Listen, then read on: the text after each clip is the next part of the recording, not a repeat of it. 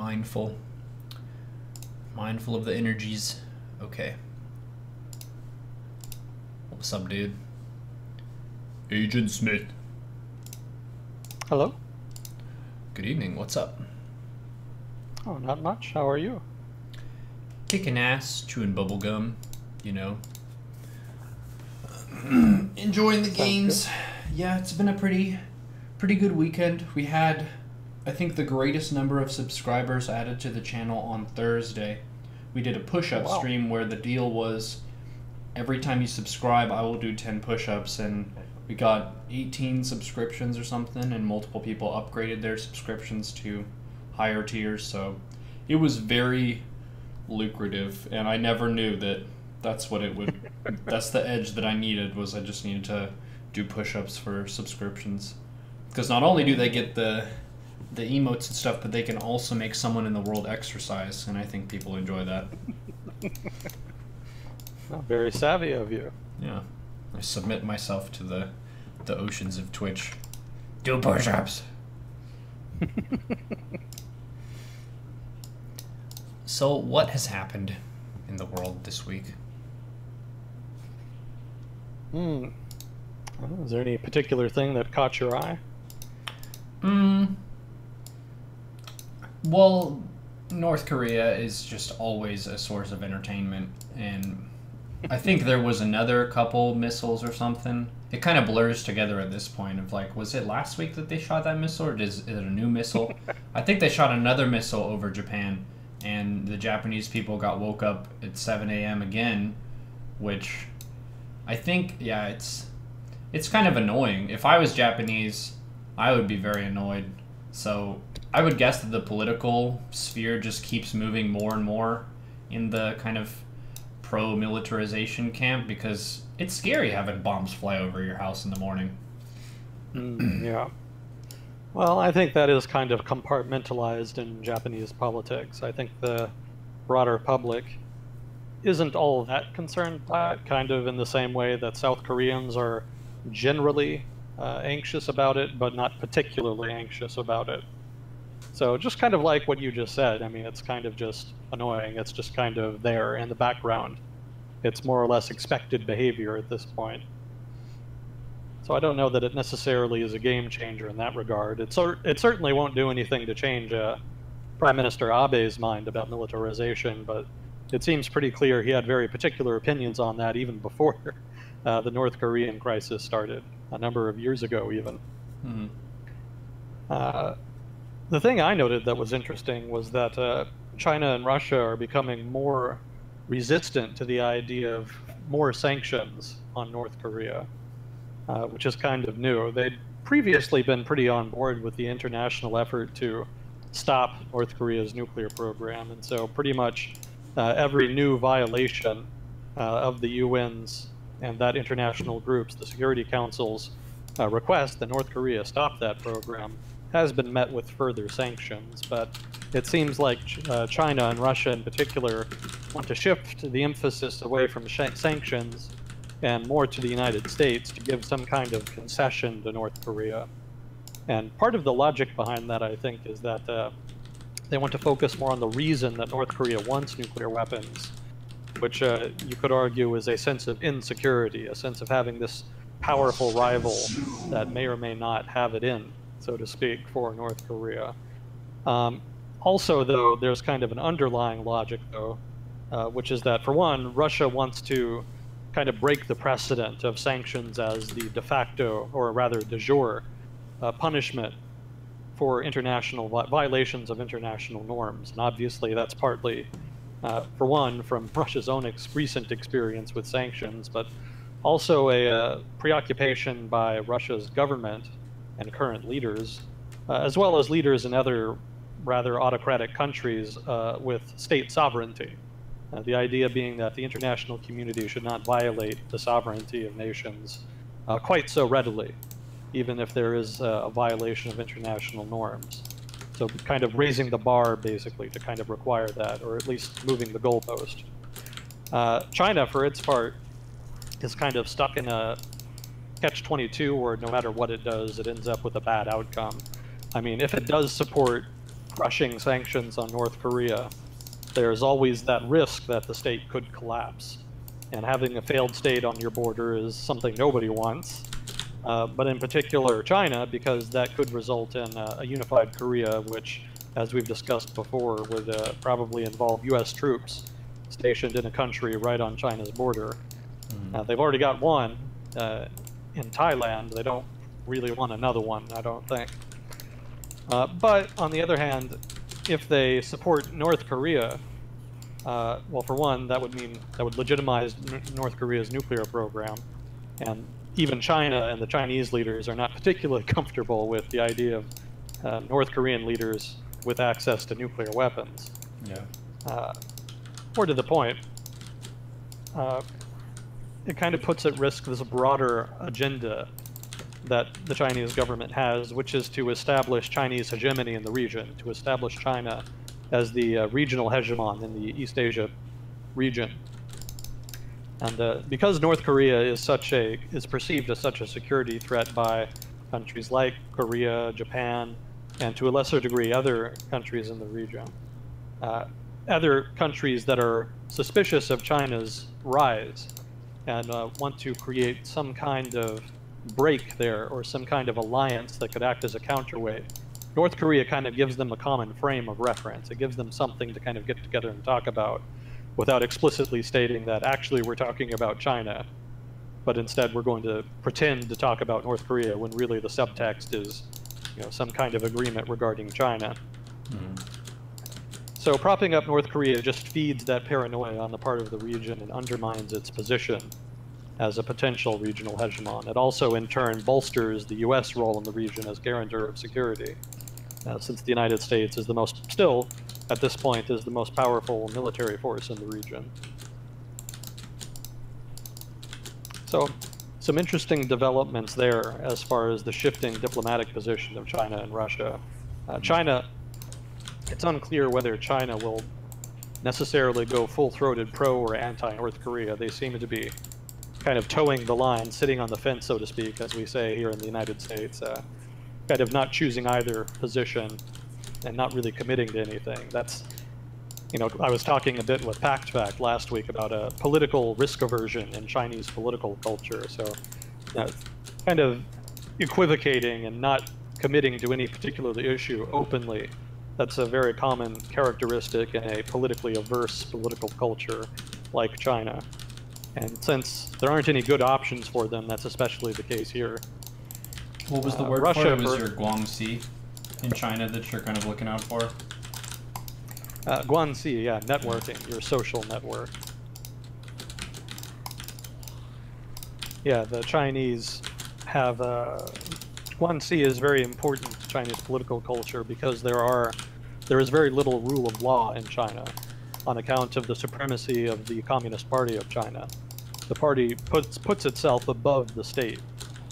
In fact, the way that the communists and Mao Zedong designed China's government was very specifically to intermix state and party, such that they're almost inseparable. And in fact, it would be kind of difficult to democratize China, given its state apparatus is so closely tied with the party in a number of ways. In fact, some interesting trivia, and I don't know if we talked about this before, but China technically doesn't have a military per se. The People's Liberation Army, which is China's military, is not controlled by the state of China. It's actually controlled by the Communist Party of China. So it's actually basically the party's giant militia that receives funding from the Chinese state. Interesting. So there's a number of little things like that riddled throughout the Chinese government as an institution that's intended to make it difficult inherently to separate the Communist Party from the government, which acts as a brake on any attempt for democratization or otherwise making the country more pluralistic.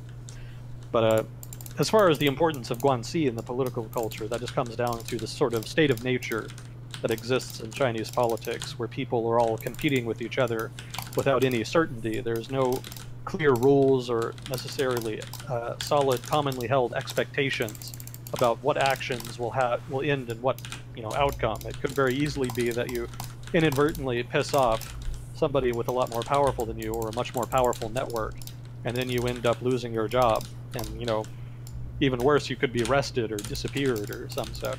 Mm-hmm. So politics in China is very cutthroat in that regard. So it's very important to know people more powerful than you, to have good guanxi, because then if you get in trouble, which is quite possible, then you have that safety net in place to bail you out. Also, it's key for getting promotions. If you want to get promoted, you have to kind of know the right people, because a lot of Chinese politics is about maneuvering within powerful circles. You know, to a degree, and this is kind of exemplifies this, it's very difficult not to be corrupt in a system like that. Because, well, we have a saying here in the United States, the fish rots from the head. And what that means is that if the people at the top of the political power, at the top of a political system are corrupt, generally that corruption feeds down throughout the political system. So if there's a very corrupt person in a very powerful position, they could demand money from their underlings as the cost of promotion. And so, for one, there are different ways you can be corrupt in China. But one of the ways is to just demand money in exchange for promotions from people under you. And so, knowing that, you in a very powerful position can demand a certain amount of money that would only, from your underlings, that would only be achievable if they did the same thing, if they also demanded money from the people that they were employing. And so then those people in turn have to do with that, and then those people in turn, and then it kind of cascades throughout the system. So it becomes very difficult then to buck that, because even if you're honest and you don't want to be corrupt, it may be that your career hits a dead end if you're not willing to pay that bribe or willing to engage in certain other corrupt activities. In that way, guanxi is very important as well. Then you need to know the right people to protect yourself, and just in case you piss someone off, because then they can attack you for corruption. Because again, even if you want to be honest, even if you don't want to be corrupt, you kind of have to progress. But then that leaves you open to attack from anybody who wants to come after you. Because pretty much everybody is corrupt, it makes it very easy to attack people who are your political enemies. Because then they can just call down the Communist Party's organizational department, which is responsible for policing corruption. And then they can just nab you and arrest you. The only defense from that is to know powerful people who can deflect the organizational department or otherwise provide some other form of protection. I'm not sure if that's what you were getting at with guanxi, but that's where it kind of went. Yeah, I mean, that's a good place to meander, to give some context for why that's a key element in Chinese political sphere. And the starting point of that was the risk-averse approach to Chinese politics, as opposed to in America we have kind of a risk-seeking perspective in a lot of ways.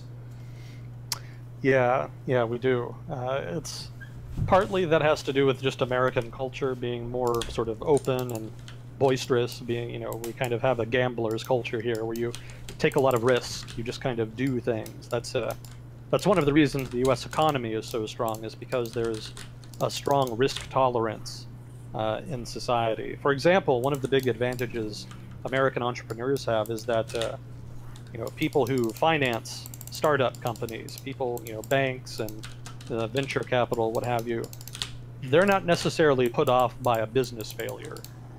In other cultures, if you start a business and it fails, that's kind of a black mark, and it can be very difficult after that to get funding for a future endeavor you come up with. So it's a very unforgiving business environment in that regard. In contrast, in the United States, it's not necessarily a bad thing. If you can show that you've learned from it, then it's actually considered a positive, because it means you have experience, and experience is very valuable. It means that you know what you're doing, or at least have a better idea of what you're doing. And so you can actually sell that as a plus if you're kind of pitching for investors to invest in your business. That's a big advantage if you're an American entrepreneur. And again, it really helps power the American economy along. It helps people, well, for one, it helps people get money and learn from their mistakes, since they can make mistakes without just being punished forever. But it also means that people can take more risky endeavors. They can come up with more outlandish or weird or strange ideas for a business and take a chance on it more readily, without it being held against them forever if it does eventually fail. So in that way, there's a lot more entrepreneurship in the United States, not only because there's more funding for it, but because there's more of that risk-seeking, not just risk-tolerant, but a risk-seeking entrepreneurial class that seeks out risky ideas. You've said before it's the American can-do attitude, not necessarily having any evidence that you're going to succeed, but just feeling like you're going to succeed if you try, so you try, and how that nets a lot of new endeavors that wouldn't have been attempted otherwise if you're just going based on what has already been demonstrated to work. Yeah, that's it in a nutshell. See, going to the moon. I think it was this past week, the anniversary of Kennedy's speech at Rice University about that, about going to the moon and why we should do it and why we should be one of the leaders on that front. Yeah, that was, what was it? I want to say 1960? Thereabout, 1961? Mm-hmm. Yeah, and he said within this decade for going to the moon. Yeah, which surprised NASA, because that was the first they'd heard of it. Yeah. A decade was rather ambitious, and NASA was caught rather off guard, and they really had to scramble to make that deadline. And they eventually did, to their credit. And they considered it kind of, a personal goal for a lot of the people in NASA at the time to try to, even though President Kennedy was assassinated, or maybe especially because he was assassinated, they considered it very important to try to meet his goal of getting there before the decade, just to kind of honor him. Because he was a big driving force for that space program. And so kind of in his name, that helped push them to do it. Yeah, another reason that American political culture is so risk-tolerant is that we have strong institutions here. I live in the United States, for anyone who doesn't know. When you have strong institutions that can regulate political competition, people can be a little more risk-tolerant. They can take more political risks that in other societies would risk instability or other problems. And it's not really something I would encourage. Obviously, there's plenty of tension already in American society. But because political institutions are so strong, American society and political institutions have been better able to maintain those political stresses than perhaps other countries have been. And that's true for other countries that have similar institutions like Western Europe or Japan.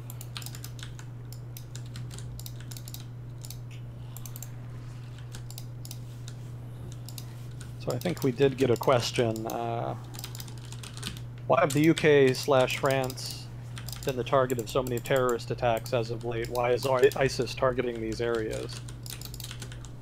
Yeah, that's... I mean, on the one hand, that's just a part of the broader conflict in the region as far as conservatives, social conservatives, and to a lesser degree reformers trying to fight against oppressive autocratic regimes in the region. I think we've talked a number of times about how authoritarian regimes in the Middle East are not the solution to terrorism. They're the progenitors of the problem. It's not as though terrorism came about as a result of the absence of authoritarianism. It came about because of several decades of authoritarianism. So good governance, again, I've said it before, I'll say it again, good governance is the key solution to that. But because the West, in particular the United States, and to a lesser degree Britain and France in the modern era, because those countries support a lot of authoritarian countries in the region, particularly the royal families in Saudi Arabia and the other Gulf countries, and to a lesser degree the pan-Arab nationalist government in Egypt, if you can still call that a pan-Arab nationalist government. And because they receive that foreign support, that puts foreigners in those countries that provide that support in the crosshairs of the political rivals of those authoritarian regimes, which unfortunately include a number of very violent terrorist groups. But specifically with regard to this current spat of terrorist attacks over the past couple years, a lot of that stems from the Islamic State. And, to be fair to the Islamic State, which is not something I'll say very often, France and Britain kind of went out of their way to make clear their opposition to the Islamic State and to basically declare war on them. to make it clear that they, along with the United States, would do what they could to attack the Islamic State, ally with their enemies, and try to destroy the group and stop it from controlling territory. And some of that was just because, kind of learning from the Afghan experience, they were concerned that if the Islamic State controlled territory for a long time, then a lot of European people who were sympathetic to the Islamic State ideology would travel to that territory they controlled, be radicalized, and then eventually come back and commit terrorist attacks. So, in order to preclude that from happening, they went to war, so to speak, with the Islamic State. And so, kind of the thing they were trying to prevent ended up happening anyway, because then the Islamic State launched a series of revenge attacks, or more accurately, asked people in Europe to commit revenge attacks. The Islamic State terrorist model is very decentralized, which is one of the reasons it's so difficult to stop terrorism that is so-called lone wolf terrorism. Terrorists that are sort of native Europeans, but who are inspired, quote-unquote, by the Islamic State and its statements and its pressure, so to speak, to push people to commit such acts. You know, if you don't have any criminal record and you're just sort of sitting around, but you've been radicalized and you decide that the only value you're going to have in life is going to be to go strike a blow for this cause that you believe in, it's very difficult to stop such a person from then committing some kind of attack, especially if it doesn't involve any explosives, just something that involves like a car or a truck. You know, that's almost a spontaneous attack, and you know, it's almost like trying to stop car crashes. You know, there's a lot you can do, but there's only so much. You're invariably not going to be able to stop them all. So, the recent spat of terrorist attacks in France and Britain kind of stems from that. I guess you could also ask the question, if the Islamic State is not directing these attacks, but just inspiring them, asking people in France and the UK to kind of do this on their behalf, how is it that's been so receptive among communities in the UK and France? Or rather, how is it that communities in the UK and France have been so receptive to that request? And for one, they haven't been all that receptive. Most people are not that crazy. But you know, there has been enough of a receptive audience there to facilitate a number of terrorist attacks. And it doesn't take very many people to create a sense of insecurity. You know, the United States, I think at its peak, had something like, what, over 100,000 troops in Iraq, and was never really able to fully crush the insurgency. They were only ever really able, at best, to drive it underground, or to co-opt it, which was the case in the so-called surge in 2008, I think it was. But even in that case, the insurgency that gave the United States military so much trouble, I think only ever had at most 15 to 20,000 people in it at its height. So much fewer people than the United States military had, and with far fewer resources, obviously, were able to tie down a superpower for a number of years. So a very small minority of people can actually cause quite a bit of trouble. That's what happened in Yugoslavia. I don't think if you'd taken a poll before the civil war in Yugoslavia, you would have found that most people would have been all for a immensely destructive genocidal conflict between Yugoslavia's component republics. But that's what ended up happening because radicals on various sides, generally nationalists, kind of pushed the violent perspective and took advantage of political discord. There was an overarching political dispute that was kind of behind the Yugoslav Civil War. Nationalists were able to really tap that to push their agenda and were able to kind of use that to propagate what ended up being a very terrible civil war. So that's another example of a few people causing a lot of trouble. And crime, actually, if I'm remembering, I don't know, I'm not as much of a crime person as far as criminal science, but I think I do remember reading somewhere that something like only 1% of the population, of any given population rather, or maybe it was just the United States, is responsible for the majority of crime, which is a very small amount of people to be responsible for in the United States what is a rather large amount of crime for a developed country. So, yeah, I don't think the Islamic communities in the UK and France are really all that receptive to the message. It's just that there's enough. There's a few, but it's enough to, you know, propagate random, seemingly random anyway, lone wolf attacks such as they are. Although to be fair, there again as well, I have read that the lone wolf attack moniker is undeserved in some cases because some of these people that have propagated attacks actually did at one point have some kind of direct contact, even if it was with something as mundane as Twitter or email or something, did have some direct contact with Islamic State officials of some variety. So that speaks to a need for greater, I guess, diligence on the part of intelligence agencies. But I wouldn't, I wouldn't hold it against them either because they have a lot of people to watch. There's a lot of people that technically could qualify as someone of suspicion for being radicalized, and I don't think it's entirely fair to expect what is a relatively small number of people in a country's intelligence community to chase all of those leads and follow them up very closely. There was even one case, a French terrorist attack, I think, where the French intelligence agency was watching somebody who ended up committing a terrorist attack, but eventually stopped because they decided that, all right, these resources need to be redistributed elsewhere. We don't think this guy is enough of a threat to justify further surveillance. And then, of course, he goes and commits a terrorist attack. But, these people are professionals, and I think it just speaks to the difficulty they have in trying to monitor and predict what is a very unpredictable behavior. And, most likely the solution, for one, the solution will partly be the elimination of the Islamic State, or more accurately, the reduction of the Islamic State from a territory-controlling entity into an underground terrorist organization, which is what it was before it started seizing territory in Iraq and Syria. But I think the other part of the solution is just going to be time. It'll probably take a generation, maybe 20, 30 years, for these political forces and tensions to kind of unwind and to eventually sort out. That's kind of what happened in Europe with communist terrorism or radical leftist terrorism, which was very much a thing in the 1960s, 70s, and 80s. There were groups like the Red Brigades in Italy, the Baader Meinhof gang in Germany, and a number of different groups would commit terrorist attacks in the name of some leftist ideology or another. We even had a handful here in the United States. And eventually, just time took care of that. Eventually, they started winding down operations in the 80s, and in the end of the Cold War, pretty much stopped it for good, more or less. So time is the key variable there, and it would require a lot of patience that a lot of people in the West don't have.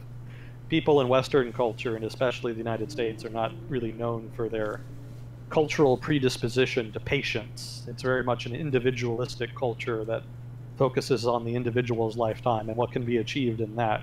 And Western politics, in turn, kind of reflects that. So there's kind of a need, as a result, to quote-unquote do something about certain issues. And that tends to be a demand made regardless of whether or not anything effectual can be done.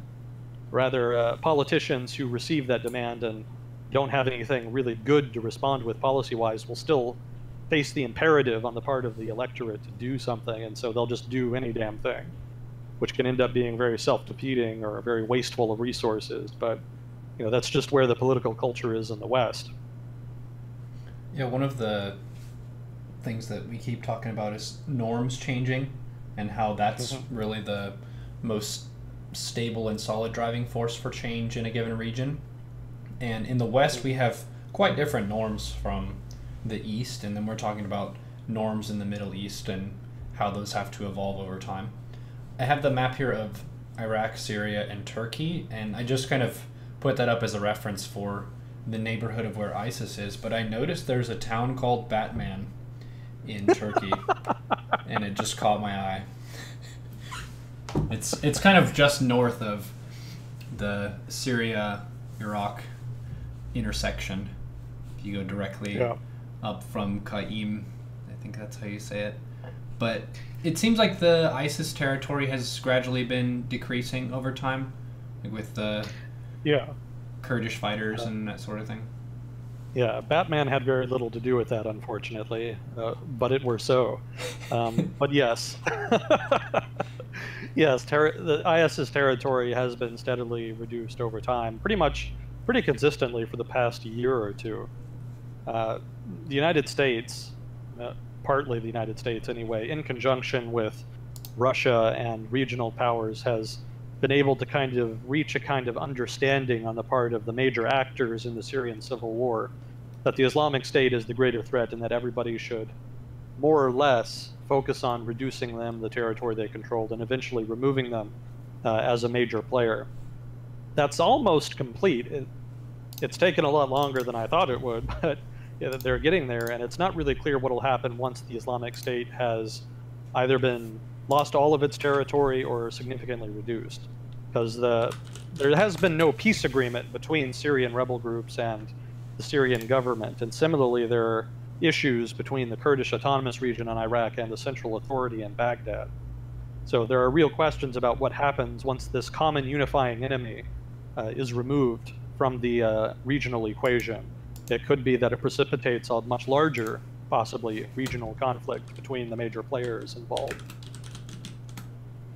But yes, they're definitely losing territory and are on the way out, which was probably inevitable. I mean, a rebel group or a terrorist group or whatever kind of guerrilla force you are, generally it's a really bad idea to stand up, so to speak, to shift from being a decentralized underground organization to being an overt, overground organization that controls territory.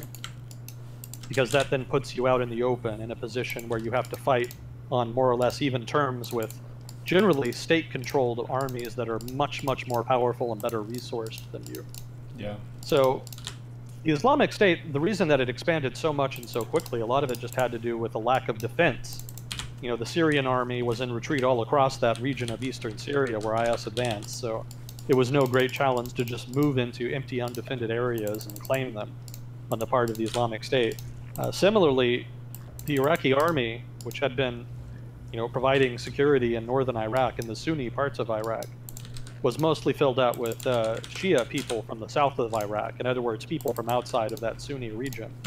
And they didn't really have a lot of desire to fight and die to protect people in the Sunni part of Iraq who didn't really trust them and, in some cases, actively hated them. There's a lot of mistrust between that region specifically. I don't want to say it's just mistrust between Sunnis and Shias, because that's a simplification. It's kind of more of a regional issue. That central part of Iraq, where most of the Sunnis live, really distrusts the southern Shia part of Iraq because of the civil war, what was effectively a civil war that was fought in 2006. And there's a suspicion that a lot of Shia political parties in the south have filled out the Iraqi military with militia members, people who had been part of Shia militias, who had committed basically war crimes, inhuman acts during that civil war. And if those people were in the military and those people are in turn stationed in your area, in your town or city, you would probably be a little anxious. You would be a little suspicious. So there was actually broad support initially for the uprising, what was effectively an uprising in Sunni Iraq against the government that drove out the Iraqi army. And the Iraqi army, again, didn't feel any particular compunction to stick around and fight on their behalf to protect them, quote unquote, protect them from these rebels. Something else that's kind of been forgotten is that the initial uprising against the Iraqi government was not just IS.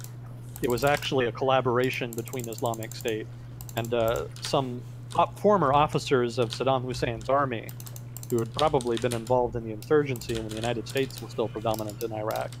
And these people were generally leaders of one sort in the Sunni community, and they were maybe not exactly happy to work with the Islamic State, but they were willing to form a kind of alliance of convenience in order to deal with the common enemy, as they saw it, that being the Shia Iraqi government, which in the view of a number of Sunnis in Iraq is kind of a puppet of Iran, sort of a proxy for Iranian influence in Iraq. That's the accusation anyway. You can kind of quibble about how true that is, but that's the perspective on the ground amongst those communities. And it makes it very hard to build any kind of trust. And there was sufficient mistrust that an alliance with a group like Islamic State, or as it was called then, Al-Qaeda in Iraq, they hadn't adopted the Islamic State moniker at that point. An alliance with such a group was seen as viable, at least in the temporary.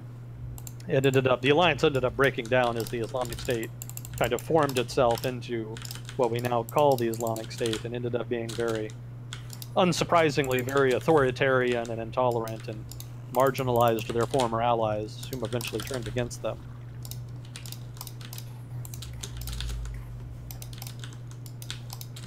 Well, it seems like one of the basic principles of military command that comes up when you're talking about going from a decentralized group like Al-Qaeda in Iraq or whatever to being the Islamic State is you shift from only having to be concerned with attack to also needing to invest in defense, and how it's at least doubling your budget, if not more, for just being able to continue operations. Because then you have to clearly mark territory on the map, and you have to have some way of making sure that stays yours and doesn't go into someone else's hands. Whereas if all your stuff is underground, then you just get to attack stuff, and they don't really know where your center is because you're decentralized. Yeah, that's exactly correct. As a decentralized entity, it's innately difficult to destroy you or dismember you. It's like an octopus. You cut off one arm, there's others, and the one you cut off will eventually grow back. There's also the advantage of the sort of Darwinian ratchet, which is where you have terrorist groups or rebels or whatever kind of group. The government will crack down on them, and they'll generally kill a number of them, but the smart ones will survive. Mm-hmm. Even if it's just a small number, but the smart ones will survive, and then they'll inform new recruits about, all right, this is how you deal with this crackdown. This is how you counter the methods used by our opponents in the government. Mm-hmm. So then the insurgency gets more powerful because a counter is in place against the methods being used to fight them. So then the government cracks down again, maybe harder, uses a different method. So then a whole bunch of insurgents die. Well, then, again, the smart ones survive, and they, again, train the new recruits how to deal with it, and then the insurgency gets powerful again. Mm-hmm. So over time, rebel groups just get more and more powerful as they become smarter and smarter and deal more and more capably with the government's efforts to strangle them, to defeat them. That's why a political settlement is often the big goal in insurgencies, because without a political settlement of some sort, generally insurgencies get drawn out. The only other thing you can do is just to kill a shit ton of people. That's the Russians did something like that in Chechnya, and the Syrian government in the 1980s did that in response to an uprising in the 1980s in a city called Hama.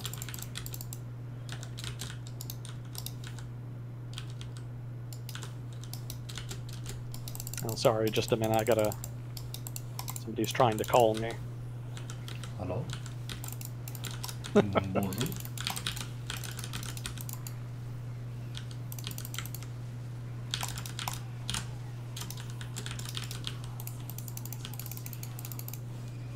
Oh.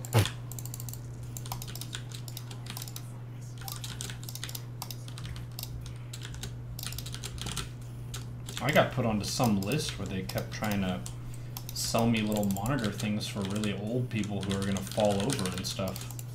It's like, I don't think I'm your target demographic. Falling over in your home could be fatal. It's somebody I'm proofreading for. I've been doing a shit ton of proofreading this week. It sounds like business to me.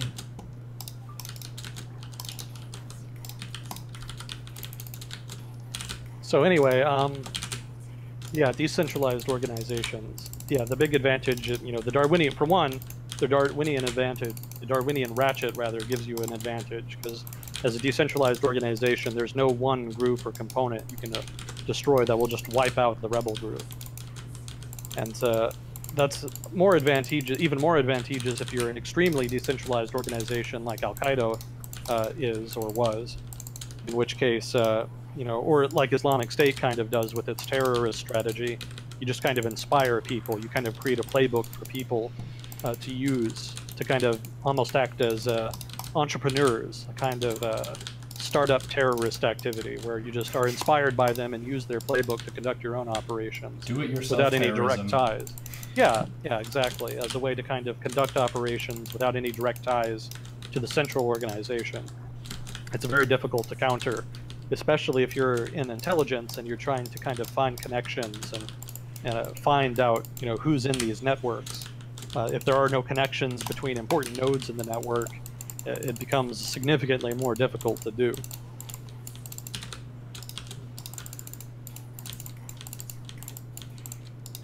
So then the next question, kind of, can Agent Smith talk about the origins of ISIS and how they're related to the overthrow of Iraq? It kind of talked about that a little bit. ISIS used to be called Al-Qaeda in Iraq. And as the name implies, it used to be basically the Iraq branch of Al-Qaeda. And it was set up pretty quickly after the United States invaded. And they actually had a big win very early on. I think in the first couple weeks after the war ended, they blew up the UN's main office in Baghdad and killed the UN representative in Iraq, who was I think he was a Brazilian guy, who was very well respected. He was considered kind of a hard-working guy and a very effective diplomat. And he was, not only did they assassinate him and remove any good he might have done, but they also, that assassination and the bombing, which killed a number of other people, led to the UN pulling out of Iraq because of the insecurity, and probably some other groups. So that actually removed an actor whom could have played a very positive role in the development of Iraqi politics very early in what would become an insurgency. So in that regard, the United States and its invasion indirectly led to the rise of al-Qaeda in Iraq, because it opened up that space where they hadn't really been operating before. Eventually, al-Qaeda in Iraq, their fortunes would wax and wane with the course of the conflict. For a while, they were pretty powerful. I don't think they ever overtly controlled much territory like the Islamic State does. I think they were kind of smarter about staying underground. But they had tracts of territory where they were very secure. I remember in particular they had like basically what was a factory, a car bomb factory. And they had a sufficiently secure space that they actually had what was amounted to a supply line between suppliers, the factory, and then between the factory and targets in Baghdad and other areas. So the US military was actually able to kind of locate that and disrupt, so to speak, that supply line. And that actually successfully inhibited their operations and cut down on the number of car bombs. That's a little bit close to operating above ground, but such that, the US military was able to use what amounted to a conventional strategy to actually disrupt their activities. But, when your opponent gives you that space, you might as well use it, and that's kind of what they did. So for a while, they were doing really well in that regard, but they became such an authority that they got arrogant. They started imposing. They moved beyond just trying to fight, foreigners and the Iraqi government, which they considered apostates since it was mostly Shia. They kind of shifted their emphasis from that to governing, and when, of course, they governed, they used a lot of what were intolerant and oppressive, I guess what you would call Sharia law, or at least a very radical interpretation thereof. And that alienated a lot of people and set the stage for the surge, such as it was called, when the United States flooded in a very large number of troops, I think 120,000 in 2008, I think it was 2008, in order to try to provide some semblance of security to Baghdad. I remember Baghdad was kind of the locus, the main focus of that operation, and to stop the violence between the Sunni and Shia communities in Baghdad. The idea being that Baghdad was kind of bellwether for the broader country, and if you could slow or stop violence in Baghdad, then that would have an impact nationwide. But another aspect, and I think probably the more important aspect of the surge and the strategy that went with it, was actually allying with rebel groups. There were a number of Sunni rebel groups that had been fighting the United States, which actually agreed to work with the United States in hunting down members of al-Qaeda in Iraq. Such was the bad blood that had been created by oppressive al-Qaeda in Iraq rule in various parts of Iraq, that the nationalist wing of the insurgency turned on them and fought them with the United States military. And that actually dealt a hammer blow to them, and they were not quite defeated entirely, but their presence in Iraq was significantly reduced. And they were no longer a major actor in Iraq after that. They still propagated car bombings and other terrorist attacks, but that's kind of the low end of the insurgency scale. That's, ideally, if you're an insurgent, you'd like to do more than just the odd terrorist attack and a car bombing. That's more the stuff you do when you want to create conditions for a broader guerrilla war. But they couldn't do that anymore, so they were very much reduced after that defeat. And it wasn't really until the Syrian civil war kicked off that they got their second wind, because there was a whole bunch of space in eastern Syria that ended up a vacuum, and they were able to move into that and set up shop pretty easily. There's I talked a little while ago about how much trouble a few people can cause, and the Islamic State or rather, Al-Qaeda in Iraq had enough fighters who had enough, I don't know, crazy, if you will. They had that ideological motivation that makes people achieve the impossible. So a few number of those people moved into Syria, and again, it wasn't like it was really heavily defended. Maybe the odd rebel group or a few government outposts, but they were pretty easily able to just claim that territory and coerce the population therein to respect their authority, to respect their rule. And once they'd set up a power base there and recovered some of the power they'd lost in Iraq after the surge, that was when they made a deal with Sunni insurgents, or rather Sunni community leaders, including tribal leaders and former army generals in the Sunni areas of Iraq, to stage that uprising and basically eject the Iraqi government from the Sunni parts of Iraq. And that was the genesis of the Islamic State. That was once they controlled all that territory in Syria and Iraq, they changed their name to the Islamic State in, I think it was Al-Sham and something else. That was ISIS. The original name was ISIS. And then I think later on they changed it to just the Islamic State in order to kind of legitimize their claim to be the next caliphate. What was the last caliphate? Was it Ottoman? The Ottoman Empire, yeah. The Ottomans were the last caliphate. Maybe Erdogan will bring it back, who's to say? Maybe he'll make the next one. It's anybody's guess at this point in Turkey, what he wants to do. But yeah, as far as ISIS, that's kind of a brief history of its genesis. And I mean, the role of the United States basically was just invading and creating the vacuum. That was kind of one of the cardinal sins, so to speak, of the American invasion of Iraq. And there were a lot of other problems that were made, specifically managing the dismantling of Saddam Hussein's army. That could have been done better. The lack of... the United States kind of invaded Iraq on the cheap. It didn't really invade with enough troops to provide security. Also, there wasn't really a plan to provide security after the regime fell. So there was just a lot of chaos in general. Just to try and be as accurate as possible with the words, I wouldn't really say it was a cardinal sin, because that sort of implies that you know that you're doing something that is evil and wrong based on the rules of religion or whatever. This sounds like a bungle to me. So bungle's a fun word.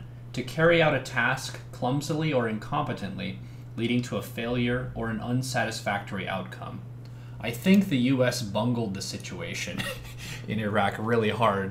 And it wasn't that they wanted to make a vacuum. They just wanted to kick ass on a tight budget, basically. That was kind of the idea. We want to go fuck them up. But it wasn't clear, like, how is this going to affect the region long term? They would have to think a few steps ahead. So, yeah, it was a big bungle, the Iraq War. Yeah, that's a very fair assessment. It was, I don't think a lot of the mistakes there were advertent, in so much as they were intended to end disastrously the way they did. I don't think the United States kind of walked in wanting to just seize the oil and exploit Iraq and just wanted to create a huge mess so that there would be more attention paid by terrorists to them and the situation in Iraq instead of Western targets. That's kind of a cynical theory that some people have. I don't subscribe to that personally. If it comes down to something like that, and it could be malice or stupidity, generally I go with stupidity. For some history, do you know much about the Iraq War and like what the U.S. campaign looked like where we went in and what we tried to do? Because I see the country, I have Iraq in front of us and the map, but I'm not quite sure like what was the point of entry and what was the objective that we were trying to take. Because like we've talked about before, we did a counterinsurgency, which means you're putting tons of boots on the ground and trying to occupy the area, as opposed to counterterrorism, where you're trying to cut off the heads of the snake, basically. Yeah. Yeah, it was a very short war, and it was very straightforward. There wasn't really a whole lot of surprises. The original plan was to build up in Kuwait and in southern Turkey, and then to invade Iraq from those 2 points, to invade north from Kuwait and then south from Turkey. There was a huge political shitstorm at the time, because again, this was not long after 9/11, so everybody was very gung-ho and very nationalistic here in the United States. So everybody was really pissed off at Turkey when the Turkish government actually refused to allow the United States to invade from Turkish territory, or rather or even to use Turkish territory to propagate operations in Iraq. So that northern prong of the invasion never happened, and instead it was relegated to basically that part of the plan was reduced to special forces operating with Peshmerga, the Kurdish militia forces that had been operating in northern Iraq and the Kurdish areas. They attacked the Iraqi army and did some other things, but I don't think they ever really pushed, so to speak, south into Iraq and seized a lot of territory from the Iraqi government. Mm-hmm. So the main thrust was north from Kuwait, and toward Baghdad, I would guess. Yeah, Baghdad was the terminus of the invasion easily. That was the main gist of it. Go right for the capital and overthrow the government. Mm-hmm. And as I recall, the main components of that invasion force were American and British. And the British were tasked with just moving immediately across from Kuwait into Basra, the second largest city in Iraq. It's kind of in the south. And the British force was responsible for taking Basra. That was their assignment, so to speak. American forces, meanwhile, were tasked with basically blitzkrieg. They would blitz north to Baghdad as quickly as possible. And they did that by mostly following, I think, the river Euphrates. And I think there was also a smaller force of Marines on the eastern side of the river Tigris. So basically 3 prongs, one the west of the river Euphrates, one in between the river Euphrates and Tigris, and then one to the east of the river Tigris. I hope I'm not confusing my rivers. Yeah, Euphrates is the westerly one, Tigris is easterly. Okay. Okay, good. I think I got it right then. So yeah, those were the 3 prongs, and they all pretty much moved north more or less in line together. Some people complained that they weren't moving fast enough, but that's, considering the war only lasted like a week, that's pretty damn fast. Yeah. I think overall they did pretty well. Yeah, I think once there was a problem, or at least there was expected to be a problem once they got, I think like 50 miles from Baghdad or so, there's like a lake, I think, southwest of Baghdad. And between, there's the narrow strip of land between this lake and the river Euphrates. And it was thought that the Republican Guard, which was the elite part of the Iraqi army, would sort of make a stand there. So resistance was expected there. It was also expected that the Iraqi government would use chemical weapons to try to help it defend that narrow space. As it happened, no such resistance was encountered. They were able to pretty easily blow through. Once they got closer to Baghdad, they ended up encountering a fair amount of resistance, but it was pretty easily overcome. It was a little embarrassing for the Air Force, as I recall, because the Air Force had said they had pretty thoroughly dismantled Iraqi military formations outside of Baghdad, and the U.S. Army and Marine Corps got there, and there was a lot of stuff there. It turns out that the Iraqis were pretty proficient about using camouflage to hide their equipment from the Air Force reconnaissance. And so I think it was a force of tanks, I think Army tanks, was able to basically identify that front line that had been formed by the Republican Guard and blitz around it and attack them from the rear. Pretty textbook operation from what I recall, and they were able to basically just steamroll them. Nice. They made an effort, but it didn't go well for them. Yeah. And from then, it was just a pretty straight run into Baghdad. Breaking it down from the fundamentals of military strength, the only advantage they really had was defender's advantage, because their equipment was inferior, their training of their troops, I would guess, was also not as good as American troops, and then just the overall firepower of what they were bringing to the engagement. Yeah, that's pretty much it in a nutshell. The Iraqi military had not been well funded on account of the sanctions regime. The officer corps was heavily politicized, so people were promoted based on political reliability rather than merit. And, the soldiery, sort of the regular grunts in the Iraqi army, were not exactly real excited about fighting and dying against a superpower to protect Saddam Hussein. So a fair number of people didn't fight or ran. The principal opposition the United States Army had was Iraqi Special Forces, the so-called Fedayeen, I think is what they were called anyway. And they were probably the first group to mount guerrilla attacks on the United States. And they did so pretty much from the beginning of the campaign until its end. I think the first big example I can think of was at An Nasiriyah, which is sort of a city that is near where the river Tigris and Euphrates meet. And the Fedayeen attacked an American convoy, I think, that was crossing a bridge there. It was able to inflict some casualties.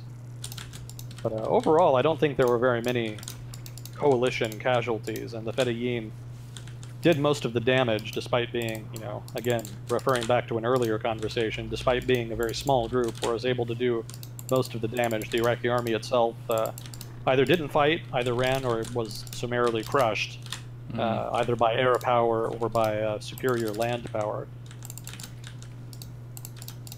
Yeah, the last interesting thing about the Iraq War that I remember was the Thunder Runs.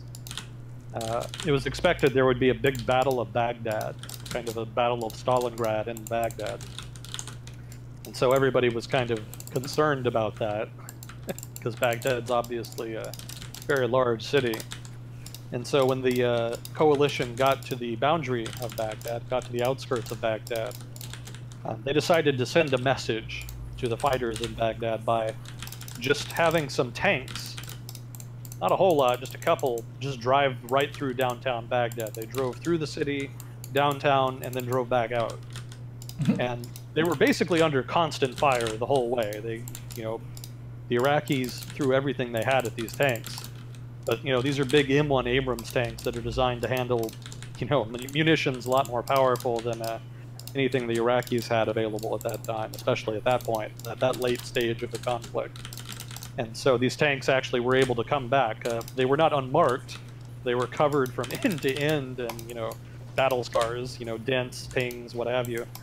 But they were intact. And the message that was sent was that we're going to win. Why should you fight and die? Why should you fight and die when you know you're going to lose? What's the point? Why are you fighting for this guy, this dictator? And those were called Thunder Runs, a memorable name.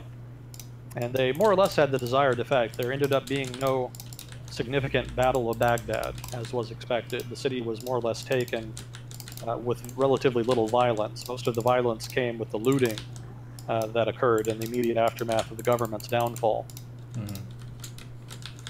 Yeah, so that's kind of a brief, off-the-cuff, from memory review of the Iraq War. Yeah, Iraq War in 15 minutes or less. Nice. Yeah, there you go. I'm probably missing important details because I haven't read about it in a long time, but from what I remember, that's what it was. Yeah, well, it seems like the Thunder Runs were effective in the sense that they got to a location, but more effective in how they impacted the morale of the engagement. Yeah. And that kind of made everything else run really smoothly when it's like, hey, look at how much power we have, lol. You're not going to beat us. And it's like, all right, we don't have any of those things. Abrams tanks. Yeah. Yeah, that's the psychological impact. It was very powerful. Yeah, the M1 is pretty tough. It does its job pretty well. It's very survivable. When was it made and for what conflict originally? It's a relatively modern tank. It wasn't really made for, well, I guess you could say it was made with the Fulda Gap in mind. The Fulda Gap is sort of this region in West Germany where a Soviet invasion and a potential World War III was expected to focus on. It's kind of a gap in the terrain where Soviet army and the Allied armies were expected to just blow through en masse in a big blitzkrieg to the coast. So I guess you could say World War III and fighting with the Red Army is kind of what they had in mind. The Soviets always had a big advantage in the quantity of armor that they had, that is to say the quantity of tanks that they had. And so the Western Allies invested a lot into anti-tank technology. And the M1 was kind of the culmination of a lot of that work. It's I've heard it criticized as being more of a tank destroyer than an actual tank. And there's apparently some credence to that. I don't know enough about the technical side of tanks to really get into that, but that's what I've read anyway. But it's very powerful. It's intended to be very survivable. It's designed to destroy enemy tanks at range, and to survive engagement so that it can, destroy multiple targets before it's destroyed itself. Ideally, it wouldn't be destroyed itself at all. But in any case, it's designed in a way that would allow it to take out multiple targets before it were wiped out itself. And again, going back to the survivability point, it was one of the first tanks, I think, that had Chobam armor, which is this special composite armor that's very, very tough. It's not impenetrable, but it's much tougher than, say, just steel armor or other forms of armor. Yeah, I think it was deployed in the 1980s. I want to say it was deployed first in the 1980s. And it's been the principal main battle tank of the U.S. military ever since. Cool. Yeah, I remember so to kind of, in some of our discussions about World War II, part of the reason that Germany was so strong was because of how much armor they had. I think they had the most at the start of it. No, they didn't. Actually, the Western Allies had more. When they fought France and Britain, and Belgium, as it were, they actually had, I think, fewer tanks than the Western Allies did combined. Oh, but they had better command of their tanks or something? Yeah, better command of their tanks. Yeah, not only did they have fewer tanks, they didn't even have better quality tanks. I think the French actually had some with bigger guns, better armor. But the German tanks were more mobile, and yeah, like you say, they had better commanders. They knew how to use them. They had the advantage of a more modern, refined blitzkrieg strategy, a strategy of armored warfare, which involved piercing the front line and operating in the enemy's rear, which basically puts them perpetually off balance. If you don't have a very mobile force, a very mobile army, it's very difficult to track and defeat a very mobile enemy army that's operating behind your front line. And the whole time you're failing to catch up to it and defeat it, it's just wreaking havoc, destroying lines of communication, interrupting supply lines, and possibly even putting your command headquarters in danger. And, that more than anything was the principal advantage. Actually, a lot of the fighting wasn't done by the tank forces, it was done by infantry. But the German infantry had such an advantage given to them by the German tanks, by German blitzkrieg, because the German tanks operating in the rear cut off the French and British infantry from their supplies. And so being cut off like that, there's not, you can survive for a while, but you need food, you need ammunition, etc. So German infantry were able to succeed based on that deficiency on the part of the opponents they were facing, on the part of the French and British infantry. Again, this is from memory, so I'm probably missing some important details, but that's what I remember of it. And that's kind of the secret of blitzkrieg. It's not about the tanks winning the war for you. It's about the tanks giving your infantry a significant advantage over the infantry of the opponent. I guess you could say that's the tanks winning the war for you in so much as they're facilitating that, but infantry still play an important role in blitzkrieg. Yeah. It's just that the tanks are sexier because they appear on the map as these big arrows penetrating deep behind enemy lines. That's a big part of the strategy, but the infantry are still a major component. In fact, little known fact, some trivia for you. Most of the German army was horse-drawn in World War II, even up to the end. Most of the logistical train was horse-drawn, most equipment was horse-drawn, etc. It was not a highly motorized army, like, say, the United States Army was, which was like, when the United States Army got going and entered the war, I think they were like 90% motorized. Like 90% of the formations in the U.S. Army had their supplies or equipment drawn by motorized vehicles.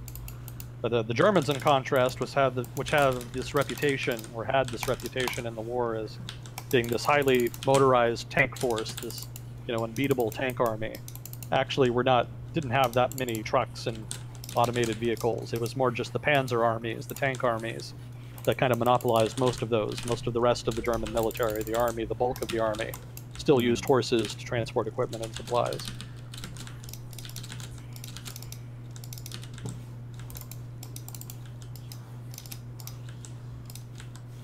So, to move on to the next question.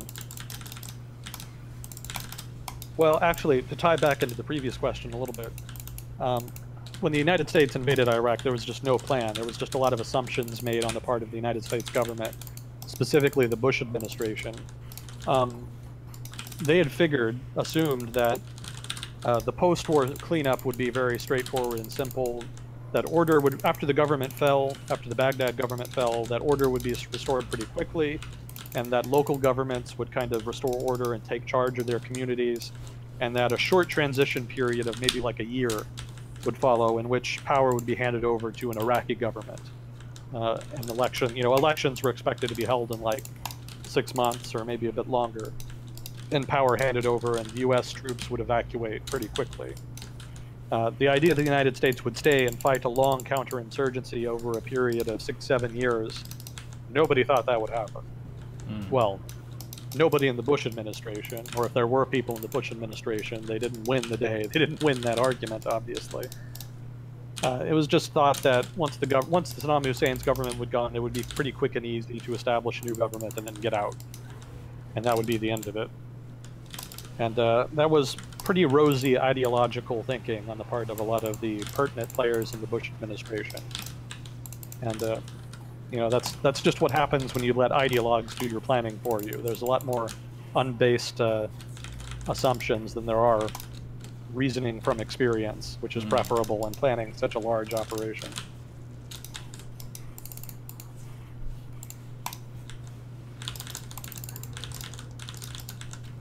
So let's see. The next question was a three-parter. To what extent do you subscribe to these views of history? Okay. 1. History is determined by the decisions of a small number of key people. 2. History is determined by broad social economic phenomena, and individuals are largely just along for the ride. 3. History is an attempt to retrospectively assign a narrative structure to what is an inherently chaotic and unpredictable system.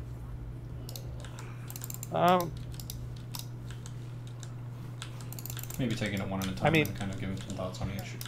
That's a lot of. Here's the thing. A lot of broad questions. Well, here's the thing. I mean, these aren't necessarily. I mean, partly they're mutually exclusive, but not entirely. I mean, you can't. I don't think you could say any one of these is absolutely true. I don't think you could say that a small number of key people drive history all of the time. But certainly a small number of key people can drive history. There are incidents in history, historical events that have been powered by powerful personalities or groups. In terms of broad social economic phenomena, I mean, it's kind of reductivist to reduce history to that. Certainly social and economic phenomena, as an economist, I tend to talk a lot about economic phenomena in history. But even I would say that, it's an important underlying factor, and it's important to understand, and it probably is an important catalyst for change. But as important as the catalyst of change is how that change plays out and the impact the change has in the long run. And so in order to understand history fully, you can't just look at that underlying social and economic phenomena.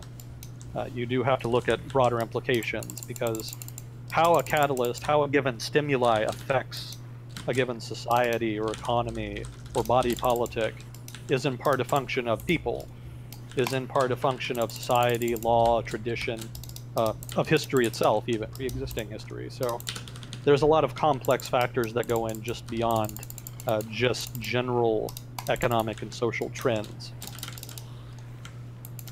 And then as far as an attempt to retrospectively assign a narrative structure, I mean, a lot of modern history is that. A lot of history is just trying to understand, and in that sense, yeah, it's just kind of trying to put a label on something, try to get to the root cause of a change or event or some given point of history.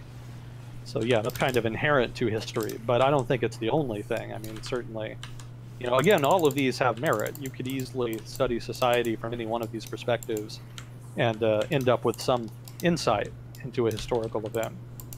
So I don't subscribe to any one, and I wouldn't say that none of them are important. I would say that they're all important in different ways. This is a very political answer.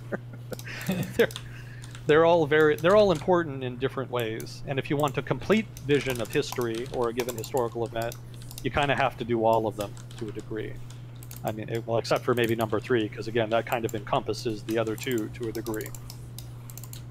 But yeah, I mean, you're going to end up studying people, key people, and you're going to end up studying social and economic phenomena. You're going to, you know, all of that is going to be part of a deep analysis of history.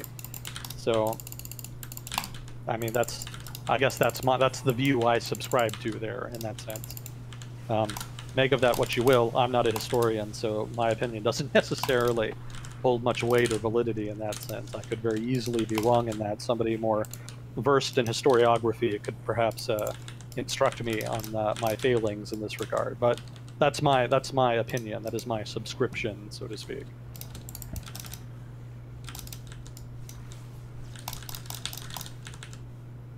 Oh, another Kurdish question. Yeah, you guys love the Kurds.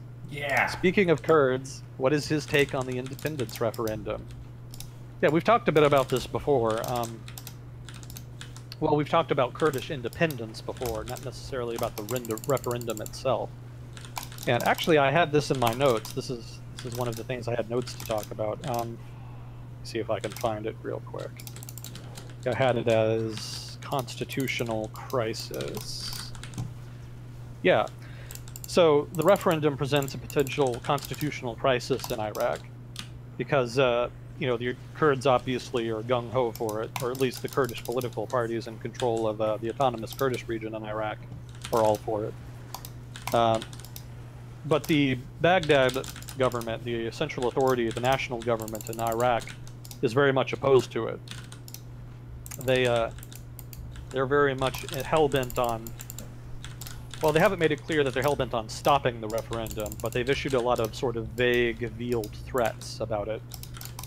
For example, the recent thing that I read, and this is what's in my notes, the governor of Kirkuk, which is a major city in Iraq, and is kind of a contested city between Arabs and Kurds. Arabs kind of consider it part of Iraq, not part of Kurdistan, but Kurds say that it was originally part of Kurdistan and was colonized by Saddam Hussein, which is kind of true. Saddam Hussein purposely relocated military families, people in the Iraqi military, to live in Kirkuk specifically to change the city's demography from a Kurdish city to an Arab city. And so the Kurds have kind of been hell-bent on reclaiming it. So the governor of Kirkuk said he's for the referendum, that he's going to allow it, and the Iraqi government was pretty pissed off about that. And so the Iraq parliament has voted to actually remove him from his post. But the governor of Kirkuk has argued that actually the Iraqi government doesn't have the power to remove him, that only the provincial council has the power to remove him. And that's kind of the grounds for the constitutional crisis. It's unclear, at least from what little reading I've done on this particular topic, who's right and who's wrong. Regardless of who's right or who's wrong, it's pretty clear that the governor of Kirkuk is going to move forward with this in conjunction with Kurdish authorities, and that the Iraqi government is going to have to face a judgment call about what they do about it. The Iraqi parliament has given the government authority to use, quote-unquote, all means necessary to maintain national unity. In other words, to prevent Kurdistan from declaring independence and taking a good chunk of Iraq with it. So there is grounds for a conflict there. The Iraqi army is still not like in great shape, but it does have the popular mobilization units, the Shia militias, who mobilized en masse once the Islamic State started taking off and doing well a couple years ago. So even if the Iraqi army isn't in great shape, they have a lot of militias that they can mobilize. And, you know, the Kurds have a reputation for being very effective fighters, but it's unclear whether or not they would be able to stand up to the sheer numbers that the Iraqi army and allied militias could bring to bear. Especially so if the Iranians lent them troops, or if the Turks also helped them, lent the Turkish military to try to repress the Kurdish effort. So there's potential for conflict there, depending on how the crisis plays out. It could distract from the conflict with the Islamic State and give the Islamic State some room to breathe if the people fighting them start fighting with each other. It could result in more Iranian influence, since there's kind of a perception that the United States is very pro-Kurdish. That's kind of true, but it's not unconditional. And I've argued before on here about how the United States would not necessarily save a potential independent Kurdish state if one were to be declared. It's quite probable the United States would kind of sit on its hands because it didn't want to expend the diplomatic capital necessary, because it didn't want to basically offend these other major regional powers. So that's also, actually, this is something else. The only chance the Kurds have in Iraq, really, is if they cut a deal with Erdogan and Turkey, because the autonomous regional Kurdish government in Iraq actually has relatively good ties with the Turkish government. And that actually stemmed in part from the Iraq War. After the Iraq War, the Kurdish regional authorities sought to establish as much autonomy as possible, and part of that was mobilizing their oil resources. But in order to kind of sell oil in a landlocked territory, you need somebody to give you passage, or somebody at least to sell to. And the Turkish government under Erdogan was quite interested in being that somebody. So Erdogan actually improved ties significantly, created new ties and close ties with the Kurdish autonomous regional government. And a lot of those ties were economic. You know, the regional government gave the Turkey special economic rights, basically, you know, to a degree of free trade. And in exchange, the Kurdish regional government was able to sell oil rights in Kurdistan and export oil, and fund its autonomous government via oil revenues, which Baghdad didn't really like. The central authority, the national government in Iraq, is of the opinion that all of the nation's oil reserves should go through the Iraqi government and then be given to regions, rather than individual regions deriving revenue directly from oil resources. You know, the Iraqi government wants to be that intermediary there. The Kurds don't think they'll ever see that money if they send it to Baghdad, so they've been a little reticent to do that, and that's actually been one of the major sticking points in Iraq, one of the major political issues. You know, how do you distribute oil money? What are the rights and powers of regions vis-a-vis oil money, as opposed to the national government and its rights vis-a-vis oil money? So Turkey has relatively good relations with Iraqi Kurds, even if it has terrible relations with its own Kurds and Syrian Kurds. That kind of stems from the PKK. The PKK is sort of this militant Kurdish organization in Turkey. Syrian Kurds are considered to have close ties with the PKK, but Iraqi Kurds are not considered to have close ties. The two major political powers in Iraqi Kurdistan, I don't remember their names, but there are two main political parties, and they kind of have a sort of understanding that they share power with each other. They actually fought a civil war with each other in the 1990s, but after that war concluded with a kind of handshake agreement that they would share power.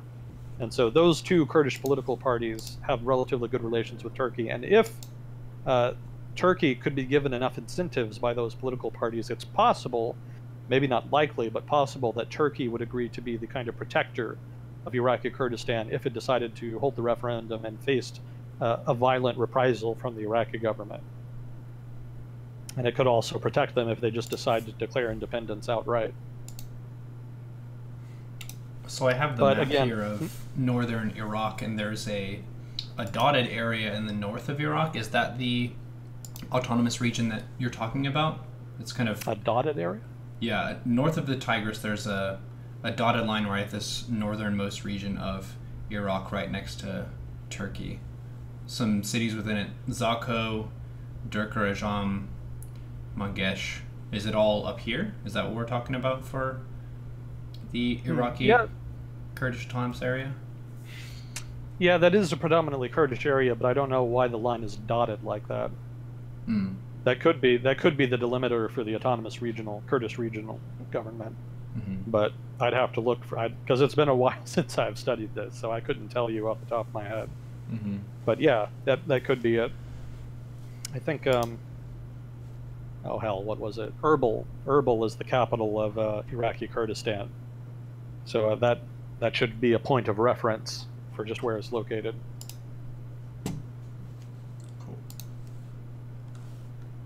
Cool.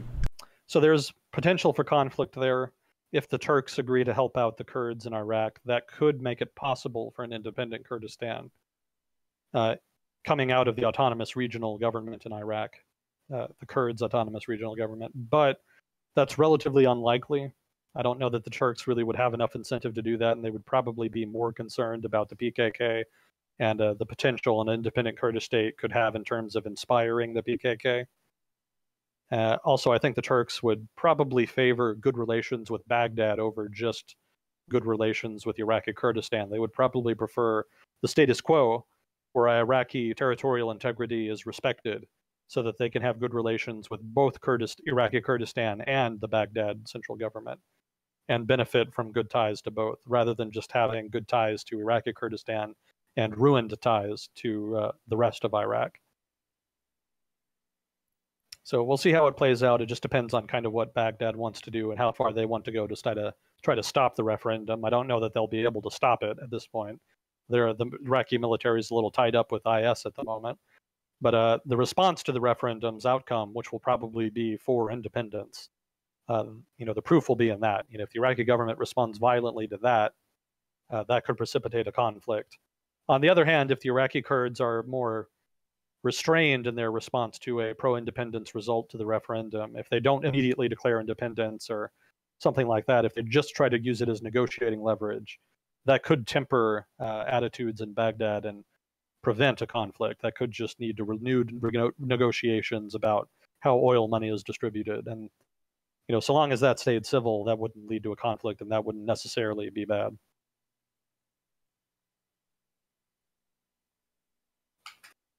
So that's some thoughts on Kurdistan and the referendum specifically.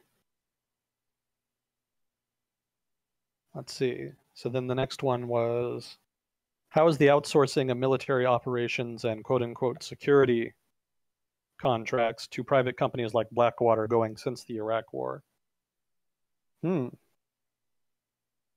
Yeah, I haven't read as much about that. I read a bit more about it during the Iraq War when I was in college, but hadn't really followed it up much. As far as I know, the U.S. military and the U.S. government more generally still uses a good deal of private security contractors.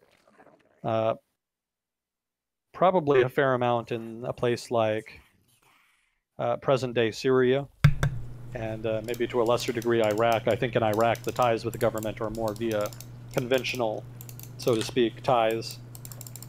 Generally, contractors, I think, are used more for black ops or regions that are very insecure, where the United States doesn't want to operate too openly. I know the United States, for a while, in Pakistan, used a lot of contractors because the Pakistani government did not want actual U.S. troops to be deployed to the country. So an understanding was reached with the Pakistani government. The Pakistani government actually agreed to allow this, where the United States would contract out the work that would have been done by U.S. soldiers anyway, so that the Pakistani government could avoid the political fallout of allowing a foreign power, specifically the United States, from operating in its territory. So a number of special forces operations, surveillance, things like that, intelligence type stuff, a lot of that was done by contractors for a while, until they were all kicked out over I think it was a drone attack that killed a shit ton of people, most of whom ended up not being Taliban or other such group.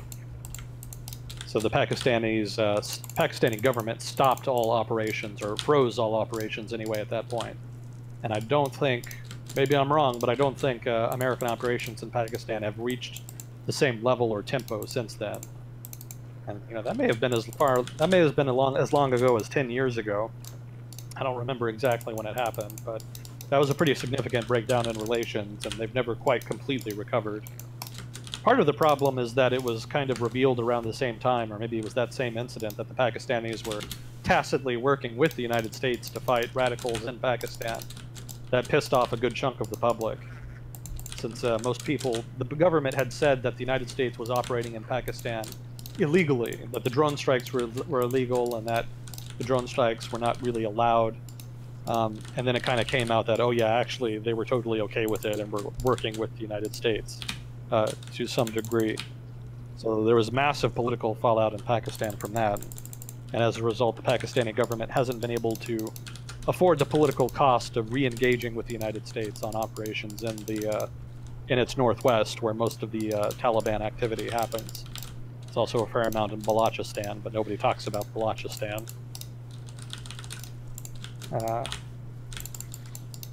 So yeah, and I think the United States still uses contractors a fair deal in places like Syria, but I haven't read enough about it to give you a detailed explanation about it, so I couldn't go into that very deeply.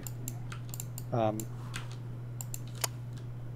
think the United States really started using contractors more in the 1990s. That was kind of part of a big privatization shift, which was kind of an ideological project on the political right in the United States. There was a desire to cut the cost of the military without cutting back on capacity.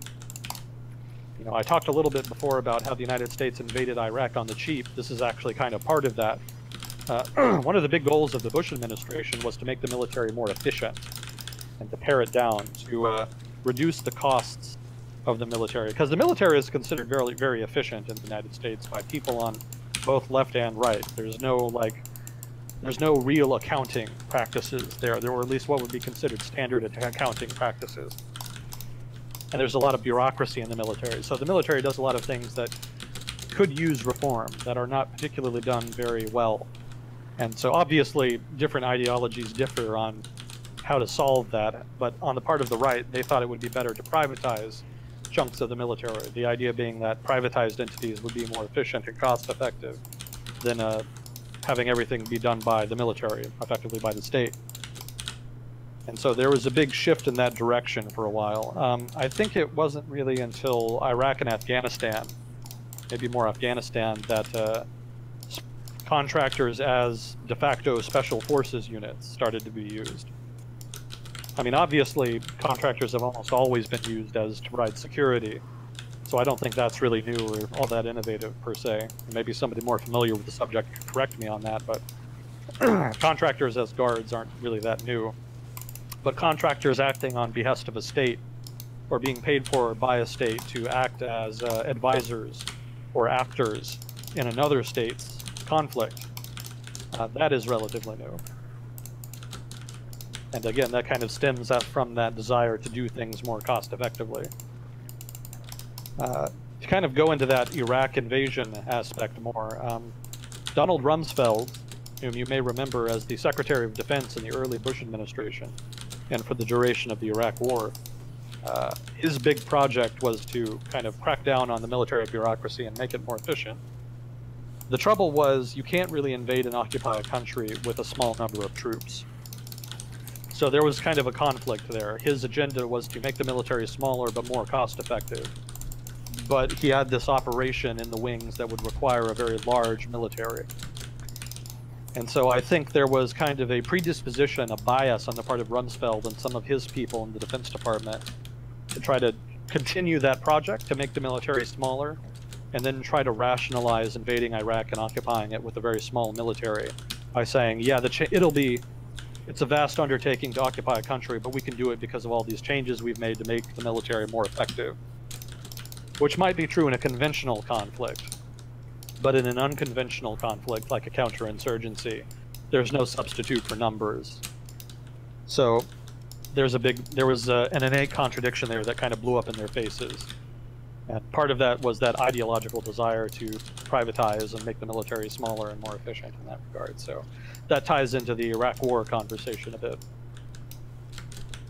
Nice. Yeah. Again, sorry, I'd have to read more about it to give kind of more than that.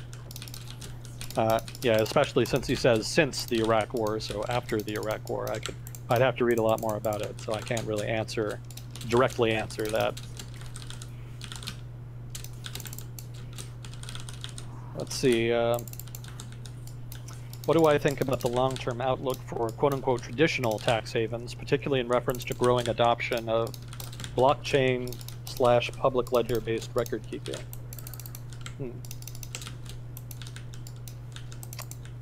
Yeah, this is kind of a Bitcoin question, cryptocurrency question. We get at least one a week, I think. It's kind of an on-running tradition.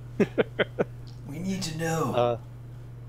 Yeah, the framing of this question is new, though. That's interesting. Let me think for a second. The long-term outlook for traditional tax havens.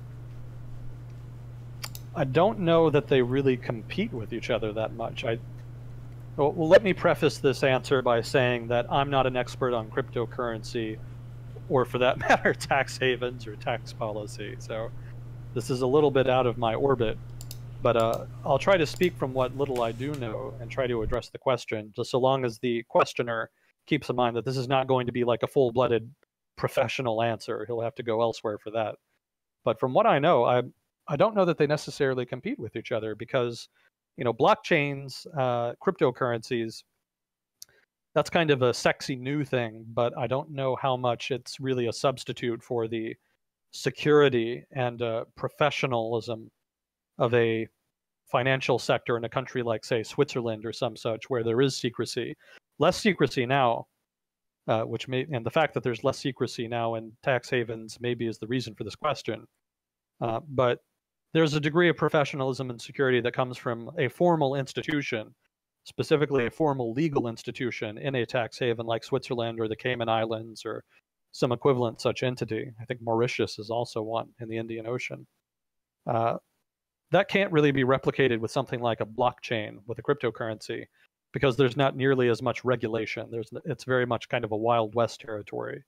And it's much easier to lose your investment in an environment like that than it is in a safer environment. So I think people who have money that they want to invest secretly, for whatever reason, I'm sure completely legal, whatever reason you want to invest secretly, if you want to do so safely and conservatively, I think a traditional tax haven is probably still the better way to go. But if you're more risk tolerant, if you're willing to tolerate a little more risk in your investment, something like a blockchain could work and might be more difficult to track. I say might because certain governments, i.e. China, are getting interested in using blockchains to try to track people.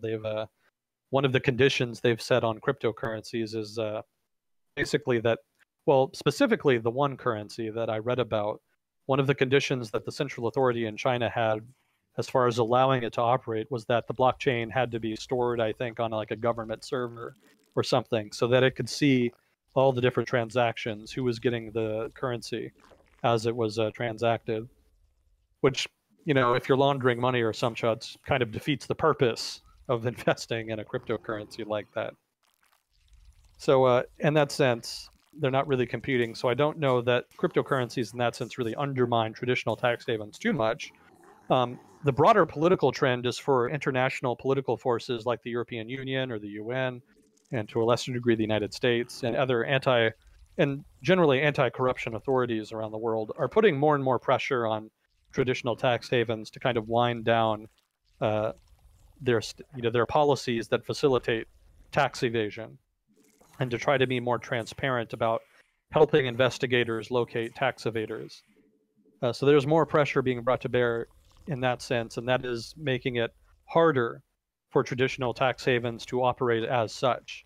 In that sense, relatively more of the market share is probably being shifted to cryptocurrencies. So in that way, it's probably cryptocurrencies are getting some wind, so to speak, from that reduction in the scope and ambit of tax havens. But over the long term, I don't think traditional tax havens will ever be completely replaced. And I don't know that cryptocurrencies will ever be completely safe either. And I'd have to read more about cryptocurrencies to comment more on that. But in the medium term anyway, maybe not the long term, but in the medium term, it's a very chaotic investing environment. And you kind of invest at your own risk. As the old saying goes, buyer beware. So I think traditional tax havens will take some succor from that fact. They'll be able to benefit from risk aversion on the part of those who want to invest secretly but aren't willing to be so risk tolerant that they'll invest in something like a cryptocurrency.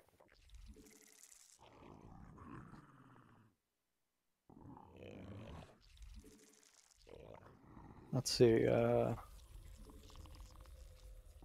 So then the next one was, from an economic perspective, do you think the arms industries have enough influence in government to lend momentum to an effort like the invasion of Iraq? Not really, because the arms industry already makes a lot of money even in peacetime. I don't know how much they would. They probably did make a lot of money. Come to think of it, from the Iraq War, there probably was a big bump in spending, but that's only ever like a temporary thing. A war like Iraq only lasts like a week, and the pace of operations in post-war Iraq and the counterinsurgency was not that great. So I'm sure the arms industry made a fair amount of money, but they always make a lot of money just because the United States spends so much on the military. So I don't think its political power is so great that it could, say, push the government into a war it wouldn't otherwise have done. I very much think, this is my opinion here, not fact, my opinion. I don't think the United States invaded Iraq in 2003 because it was pushed into it by oil companies or by the arms industry or some other actor. I think political actors in the United States, powerful political actors in the Bush administration and amongst supporters in Congress, wanted to wage that conflict, wanted to invade Iraq for ideological reasons. In my opinion, I don't think it was so much economic reasons or special interests. I think it was largely ideology. There is a think tank called, I think it's Project for a New American Century, and they were prominent in the 90s, and a lot of the people involved in the Bush administration who were very pro-war were signatories to one of their landmark documents. It's one of the landmark documents of that think tank. And a lot of the stuff in that document basically foreshadows the stuff that happened in Iraq and Afghanistan. So I guess you could still argue that doesn't disprove the notion that the arms industry was involved, but I think it does lend some evidence to my notion that it was political more so than economic. It was more ideological, more of an ideological decision rather. So I don't think it was the arms industry per se. I think the political power the arms industry has is generally exercised more to ensure continued high spending on the military, regardless of war or peace, just to continue that high level of spending. And also to influence Congress in terms of the location of military bases and military production. Military procurement is a very, very political process. And, where a factory gets located or where a military base is built or removed or relocated or merged, all of that is highly political, and politicians are generally very averse to decisions that would reduce the presence of the military in their district, because generally military bases are a major part of the economy where they operate. The same goes for factories, arms industry factories. So in exchange for maintaining those bases and maintaining the arms industry kind of helps politicians in its areas, in areas that have those bases and factories. And so there's a deep relationship there, and I think that's more the main manifestation of arms industry political power, above and beyond some, grand think tank, them supporting a think tank that pushes out policies that are very pro-war and that comes up with reasons and rationale for wars that the United States government would not otherwise be interested in. I don't think the arms industry pushed the United States. In some, I don't think the arms industry pushed the United States into the Iraq War. I think the United States government pushed the United States into the Iraq War, and the arms industry was happy to play along. I'm sure the arms industry supported them politically in that decision, but I don't think it was the arms industry's decision, and I don't think the support they gave in the lead up to the Iraq War was necessarily decisive. I think it probably the war would have happened regardless of what the arms industry thought, in my opinion. Somebody more informed than me can feel free to add their 2 bits and correct me in chat here. I'm happy to be proven wrong, because I want to learn too. One of the things I like about coming on here is that people provide information and clarifications and elaborations and corrections in chat, so I can get something out of it as well. It's not just me sitting here talking. It's kind of an exchange, even if I don't really interact with chat directly. And a thank you to all of you who do that in chat. I know not everyone does it, but for those of you who do participate in chat in that regard, my gratitude. Give thanks.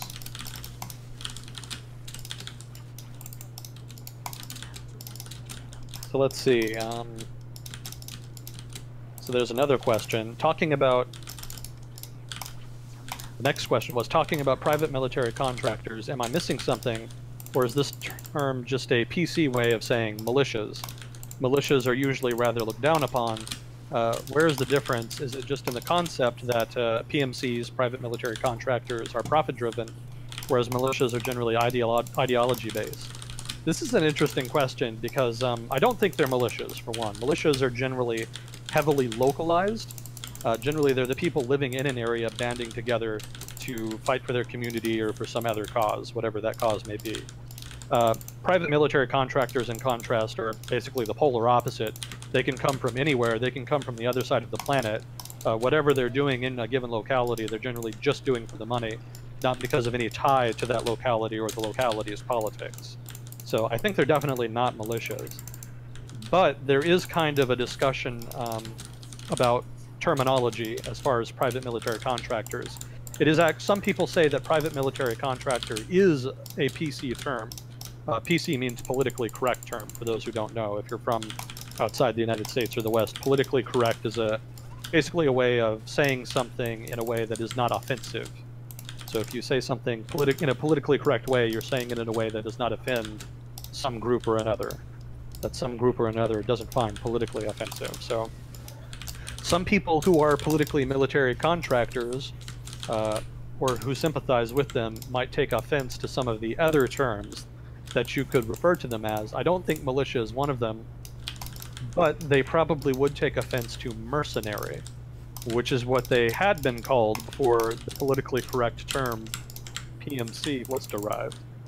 So there is some controversy there about whether it's proper to call them mercenaries or contractors or private military contractors. Mercenary is actually relatively accurate since they are fighting for money. That is pretty much what mercenary means. On the other hand, PMCs, private contractors, would argue that they generally have a code of conduct, and that they have standards and norms that they adhere to, that there are some things that they won't do even if there is money involved. The reason this is a discussion is because mercenaries got a very negative reputation in the mid-20th century. The word mercenary became very associated with these mercenaries, generally European mercenaries who had been veterans in various European armies, who fought in Africa's various civil wars in the mid-20th century, in the 1950s, 60s, 70s, and were generally known to be rather unscrupulous in the level of violence that they implemented.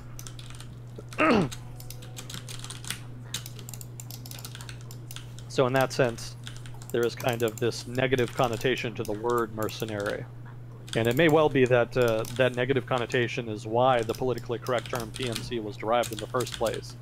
That could itself represent a kind of public relations campaign, a desire to relabel, rebrand contracting away from the negative brand mercenary to something more mundane or positive even, like contractor or PMC. So, in short, that's kind of the difference between PMCs and militia, and then the sort of, I guess an add-on discussion about PMCs and mercenaries.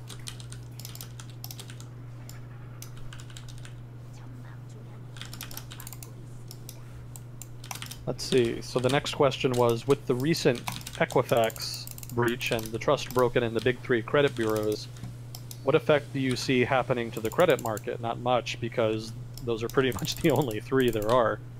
I mean, yeah, it's unfortunate that the credit breach happened and that will shake faith in their security systems, but I mean, the three credit bureaus are so huge, they're so massive, and more to the point, so trusted. They're such huge institutions that have built up so much trust over time that I think even one massive data breach amongst one of them is not going to shake their place in the market. I think they'll still be trusted as the sort of go-to institutions as far as judging consumer credit, or rather the credit of individuals, the credit of consumers. If you're not really familiar with credit bureaus, basically, whenever you ask for a loan from a bank, say if you want to buy a house or if you want money for a business or anything like that, the bank bases their decision, and if they decide to lend you money, they base their decision on interest rate, on your credit history.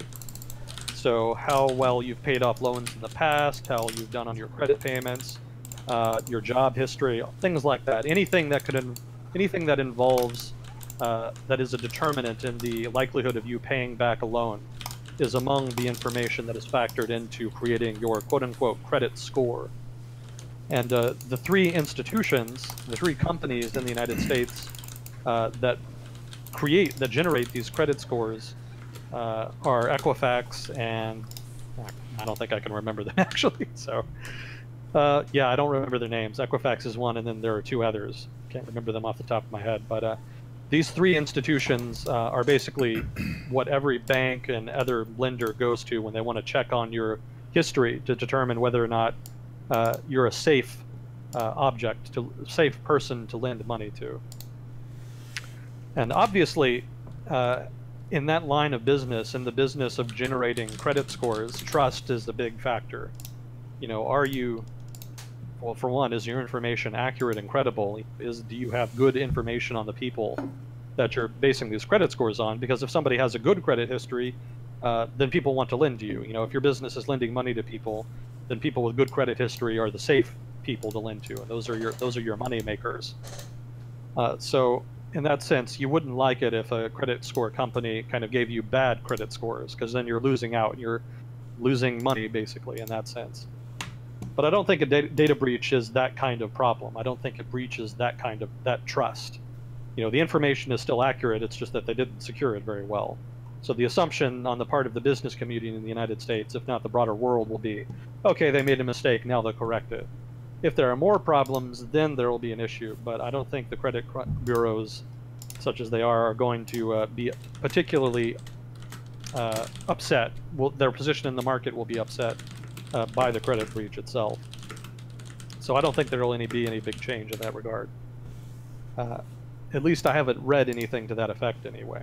Maybe, I don't know, maybe there's something I haven't read that talks a little bit about it. Maybe there is some displeasure there on the part of the market that could lead to their market share dissipating. But from what I've read on it, I don't see any humongous impact in that regard. Consumers, for their part, don't really matter that much. What matters is the trust in these institutions held by lenders, which are generally larger financial institutions.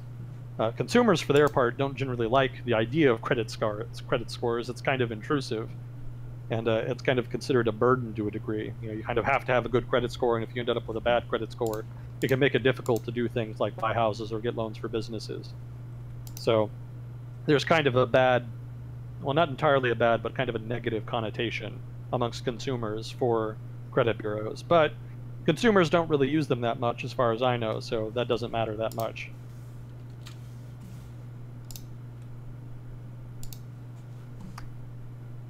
So let's see, the next one was, with numerous hurricanes hitting across the U.S., do you see a large implosion across insurance companies across the U.S.? Also, do you see an even bigger impact happening on the ACA market that is already struggling?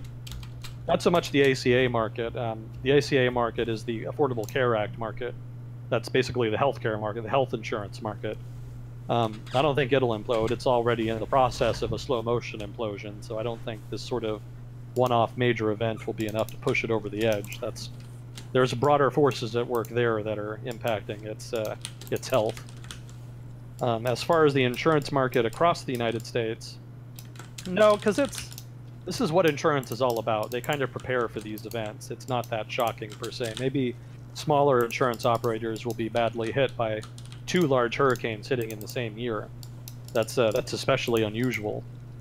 But, you know, on the other hand, stuff like this has happened before. There have been periods of history where there were just a lot of natural disasters and insurance companies really bled out over a given quarter or year. So I'm not an insurance guy, so I can't really speak too much on it. I can't speak authoritatively on this. I don't follow like insurance company, the industry, so I can't really tell you authoritatively.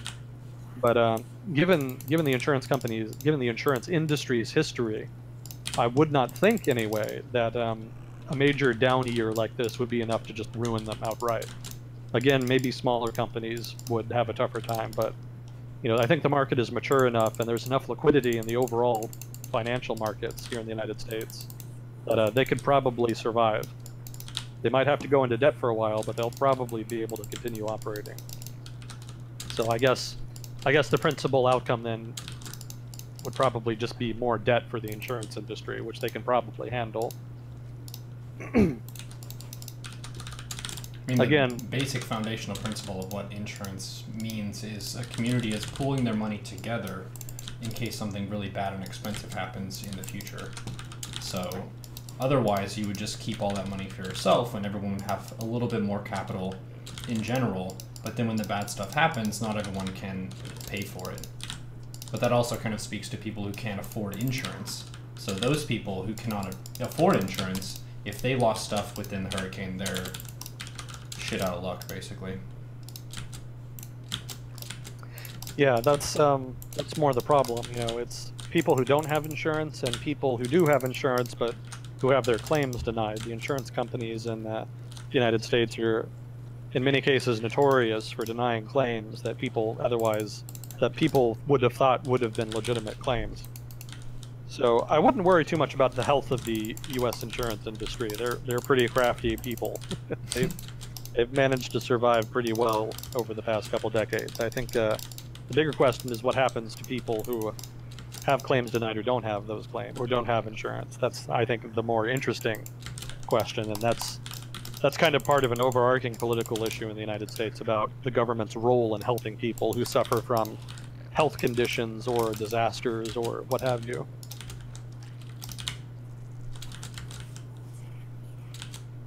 So I don't see a large implosion. Short answer. I don't think there will be a big implosion across the U.S.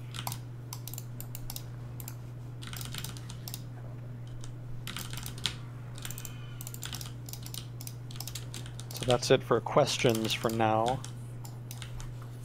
I'll take that as a green light to talk about Venezuela's Plan Rabbit. Have you heard about this? Nope. What is it? Yeah, this kind of borders between actual news and weird news. Basically, there's food shortages in Venezuela for reasons that we've discussed before. And so the government rolled out this program to give people rabbits so that they could raise them and then eat them. It would be a food source. But apparently there was a hitch. Apparently a lot of people just started keeping them as pets. So the government said that there were quote-unquote cultural problems to implementing the new program.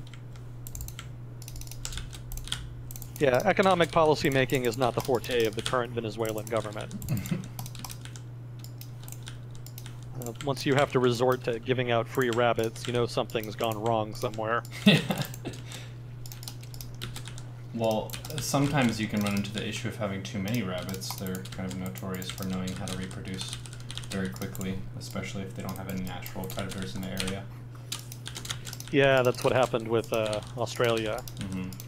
They became major pests in Australia. They were a non-native species, an invasive species in Australia when they were introduced.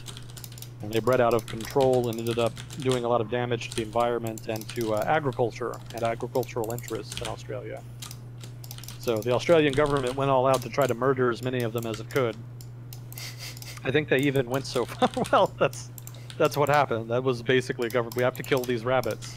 How can we do so as prolifically and efficiently as possible? I think the word you would use there is cull, but I think murder rabbit is more fun to say. Yeah, pretty much. Cull is the technical word. That's probably what they would say. But, you know, rabbit genocide is also accurate.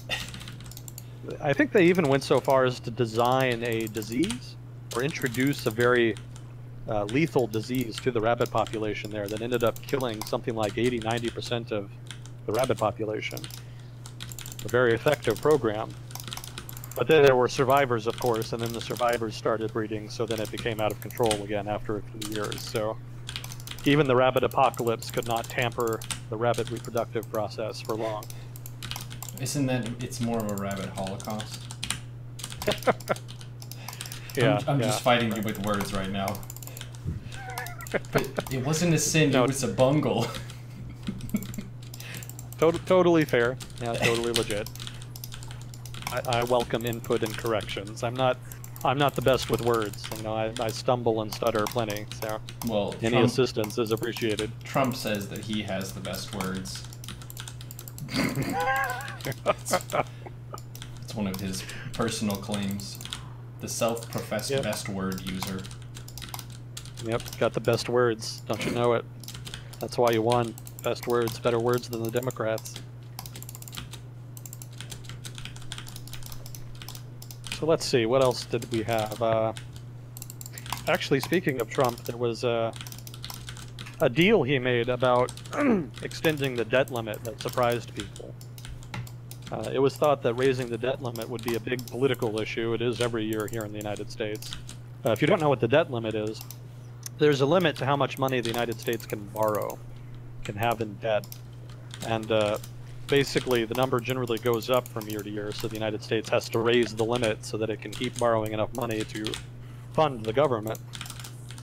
In general, conservatives in the United States are against deficit spending, so they're generally against raising the debt limit, and so they try to use raising the debt limit as political leverage to get concessions from the political left in the United States. Generally, that turns into a major thing, a major fight, and it was expected to be the case this year. The GOP, the Republican Party, I should say, the Republican Party, for its part, wanted a long extension to the debt limit, I think 15 months.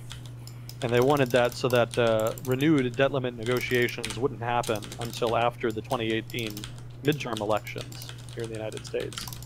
And because they didn't want that to be a factor, basically, in the campaigning. Democrats, for their part, wanted 3 months. They wanted a short-term debt limit raise. So the Republican Party kind of assumed that Donald Trump would be kind of on the same page on that regard, but instead, Donald Trump kind of went behind their backs and negotiated a deal, at least on paper. There's kind of a limit to what the president can do as far as such things, but he said that he would not veto an agreement that would involve only a 3-month extension of the debt limit.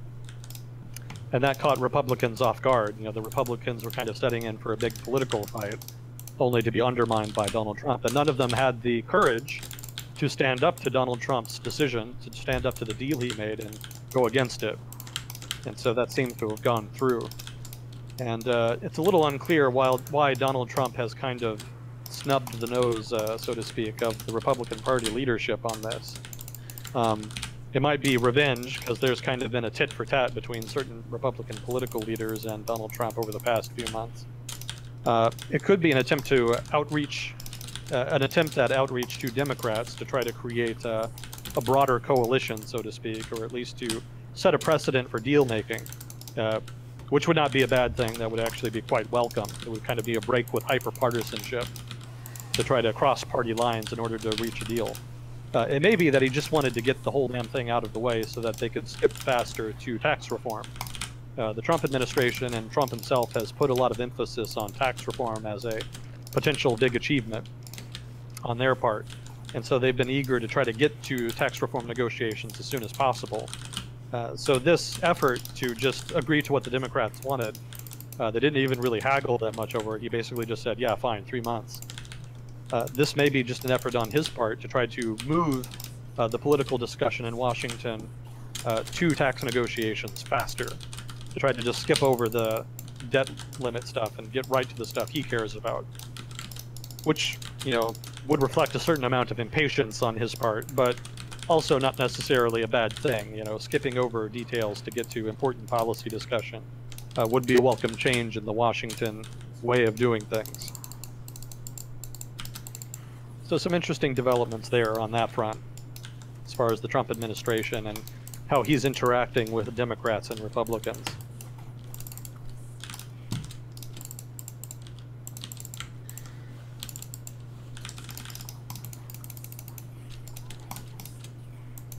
Oh, have you heard anything about the Catalonian independence movement? Nope. I think we mentioned a little bit about that once, but didn't really get into it. Yeah, so Catalonia is a region in northeastern Spain. And I think the biggest city there is Barcelona. That's like the key center of Catalonia. And it's a major economic driver in Spain. It's not the principal economic driver, but it sends more money to the central Spanish government than it receives in turn.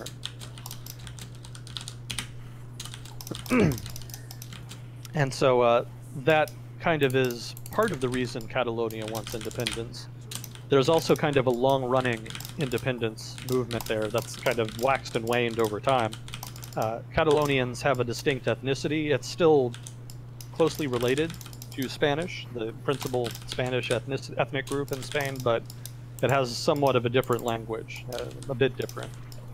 And based on previous autonomy and previous independence, based on the disproportionate economic success of the region, and based on that linguistic difference, there's always been a autonomous streak in Catalonian affairs and Catalonian governance. In fact, even now it's an autonomous province within Spain. And over the past couple years, the independence movement has gotten a big wind. It's kind of gotten a lot of more support, and a lot of that stemmed from the 2008 economic crisis. Maybe more particularly the 2010 Euro crisis that kind of was one of the fallouts of the 2008 financial crisis. Catalonia, after that financial crisis, became very upset at the Spanish government because of all of the Spanish debt, specifically the debt crisis and Spanish bonds and Spanish government issued bonds. And you know, I'm having to simplify this because, again, not my field, but to simplify things, the Spanish government was in a lot of debt. It was taking in a lot of money with Catalonia. Catalonia was upset about economic mismanagement on the part of the central government, and so that kind of energized independence people who wanted independence for Catalonia. And the movement has been moving from strength to strength ever since, and it's gotten to a point now where the Catalonian government is mostly dominated by the Catalonian Independence political party. And they say that they're going to hold a referendum pretty soon, which the Spanish government has ruled to be unconstitutional. Specifically, Spanish courts have ruled this referendum to be unconstitutional. But the Spanish government also says that it doesn't want to use violence to disrupt or prevent the referendum. And so it's led to this weird cat and mouse game between the Catalonian regional government and the central Spanish government, where the Catalonian government is having to hide ballots and other electoral tools and things like that, things like ballots, etc., because the Spanish government has ordered Spanish police to seize those materials. And I don't know how legitimate a election can be when it's under constant threat like that, and it's unclear what will happen when the actual polls open, if they open, if Spanish police swoop in to try to stop people from voting in them. So I don't know how legit an election like that could be, but on the other hand, it might not matter anyway, because there's not a... Catalonia is pretty evenly split between pro-independence and anti-independence people. You know, there's something like roughly half and half between them from what I read, and apparently recent polls, for what that's worth, have started to show that the anti-independence vote might well win the referendum. Polling predictions like that haven't proven terribly accurate over the past year or two, so I don't know how much I would invest in that. But it must be encouraging, at least for Spanish nationalists and the Spanish government. And yeah, the reason for that divide is that while there are a lot of Catalonian patriots, for lack of a better phrase, people who want Catalonian independence, there's also a lot of people in Catalonia who, well, for one, there's a lot of people from outside Catalonia. Obviously, they're not as vested in the Catalonian language or Catalonian independence. But there's also even a lot of Catalonians who feel a lot of patriotism towards Spain and Spanish nationalism and affinity towards Spain in general, for whom Catalonian independence is not really that big a win for them. They don't see it as being a big improvement on Catalonia's finances or affairs or autonomy or etc. So independence is not guaranteed, you know, unlike with, say, a Kurdish independence referendum, which would probably be like 80% pro-independence. Catalonia is not quite at that level. It would probably be more like Scotland's independence referendum, where it was relatively close until the actual election happened, and then there turned out to be like a 10-point spread. But it's close enough that it's hard to tell what the outcome would be. Let's put it like that. And kind of as we've discussed before, if there's one thing you don't want, it's a referendum with a really close result, especially as regarding something as sensitive. Yeah, something as sensitive as a independence movement or a separatist movement. Because then invariably half the population is pissed off afterwards and does everything it can to undermine the outcome. So there's no real resolution after a closely held referendum. You know, a close outcome doesn't give anybody a feeling of a big mandate or a sense of real defeat. It's just, oh, this issue, we're going to fight this battle later on. We're going to keep fighting this. The people who lose a referendum keep fighting the people who win it narrowly. try to pretend that they have a big mandate when really they don't. So there's never really any peace following a close referendum like that, whatever the outcome of the referendum may be. So I had this also touches a little bit on the risk and reward of decentralization in government. There's a lot of political groups around the world, I'm looking at you, Communist Party of China, that don't really like the idea of decentralization very much. China has a fair amount of decentralization, but it's still a very hierarchical, very strongly hierarchical political system. The benefit of a federal decentralized political system is that it gives a lot more discretionary power to regions, which generally makes them much more responsive to the needs of their respective areas, economies, and political preferences of voters there. In general, it improves accountability a lot, and it in turn improves the legitimacy of not just regional government, but national government. There's nothing wrong with more accountability, and efficient government and good governance is the goal of any government, or should be. So federal government, especially in a very large government, rather a very large country, is a veritable necessity. On the other hand, though, too much decentralization can empower centrifugal forces. If you're a strong autonomous region with a strong independence streak or a strong desire to establish independence, decentralizing power can kind of encourage them to try and declare independence. Even if there's not a strong independence movement, if something happens that's very controversial in national politics, or if the central national government is sufficiently weak, even relatively minor issues can lead to regional governments taking more power than is their fair share, or even de facto trying to leave the country. This is kind of what happened with Russia after the Soviet Union collapsed. The central authority in Moscow was so weak that it had great difficulty in preventing Chechnya from declaring independence and separating. I mean, de facto, effectively, Chechnya did separate and was basically an independent country for a number of years in the 1990s, before the Russian military was able to kind of crush them in a very large military operation. Russia had begun to recover a bit by then, though, so it wasn't quite the same circumstances as the early mid-90s when the Russian government had hardly any money. I mean, it was a very difficult time for Moscow and the Russian people generally. But for a while there, Chechnya was separate, and there wasn't a lot of power that Moscow could exert to stop them. So that's an innate danger to decentralized authority. But then, to use Russia as an example again, if you have too much centralization, then government ends up being less accountable and less responsive to the needs of citizens. One of the changes that Putin implemented, he might have undone it since then, but when I was in college more than 10 years ago, one of the changes Putin made was to have regional governors be appointed by the central government instead of voted in elections. So instead of being elected governments, Putin himself, basically as the head of the Russian government, or whomever may be the head of government, would appoint these governors. So that solidifies central control, but it also means that there's less incentive to care as much about the people as governor for your province, because they're not the ones who put you in power. You know, if you're in the good graces of the national leader, you're good. But you don't necessarily have to care as much about local concerns as if you were elected by the people. So in that sense, kind of a bad move. And Russia, of course, suffers from a good deal of corruption. So some decentralization in that regard would be very useful.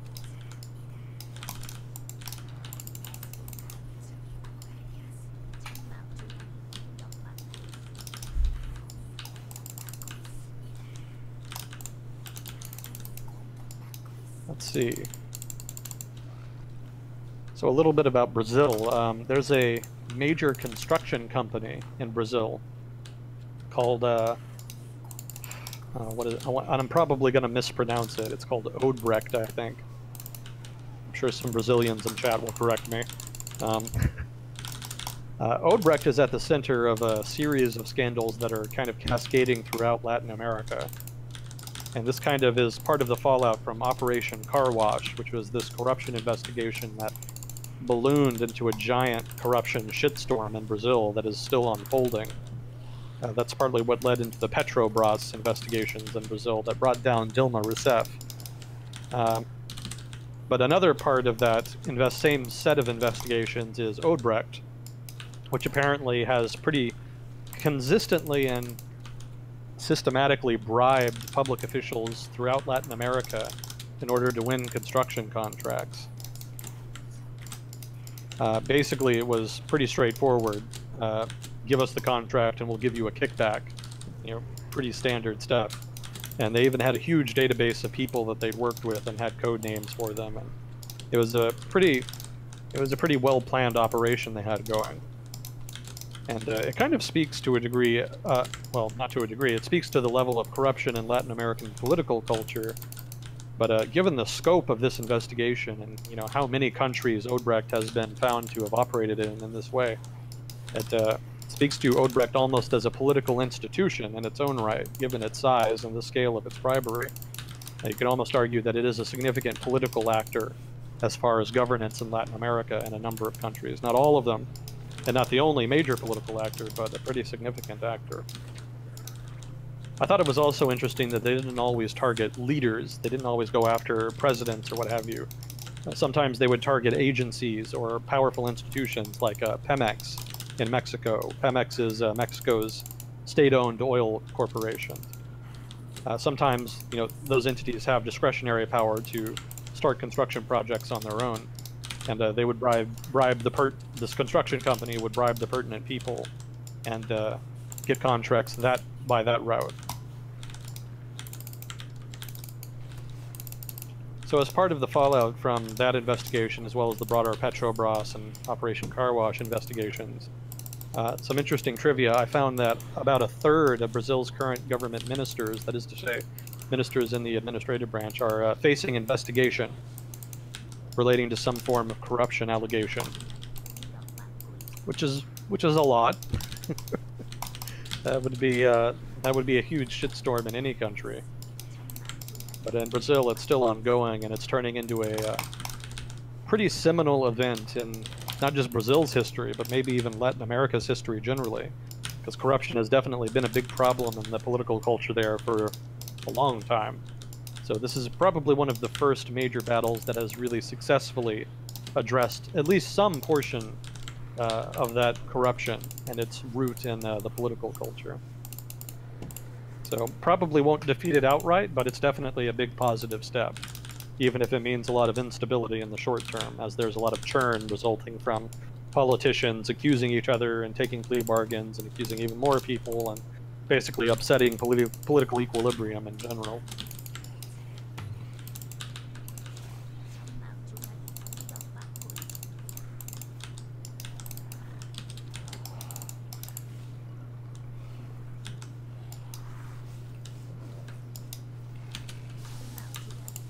So let's see.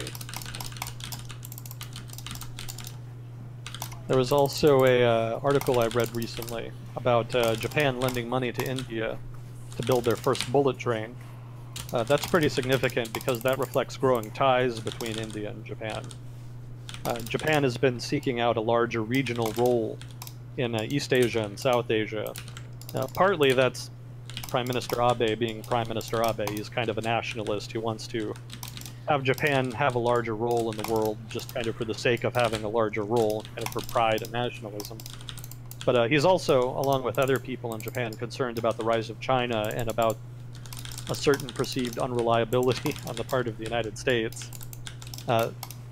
Those two factors have led more people in Japan to think that while remilitarization may not necessarily be the answer, Abe obviously thinks so, but regardless of views on militarization, certainly it would behoove Japan to try to create more friends in the region and to deepen ties with other countries. So as part of that, they've gone to, rather Japanese diplomats have gone to India to try to improve relations and deepen ties. And India obviously has been receptive to that, kind of having, because it has its own concerns about China. You know, India in particular does not have overtly hostile relations with India, but they are to a degree regional rivals, and there is some suspicion on the part of India, and China for that matter, of each other. And India, under the Modi administration, Narendra Modi, I think I confused him for somebody else a while back, Narendra Modi has wanted to have this big, has started rather, a huge development project in western India to develop a corridor between Gujarat on the northwestern Indian coast and New Delhi. And basically he wants to improve infrastructure, have high-speed rail for one. That's where the Japanese come in. That part of the plan is the relevant aspect that the Japanese wanted to participate in. And that's what the loan is for, to fund that high-speed rail. But also the corridor involves infrastructure projects like roads, highways, improved, not bullet trains, but also improved freight train capacity, as well as improved things like, just little things like lighting, power, electricity provision, and lots of other little goodies that a developing country like India doesn't have in abundance that we in the developed world kind of take for granted.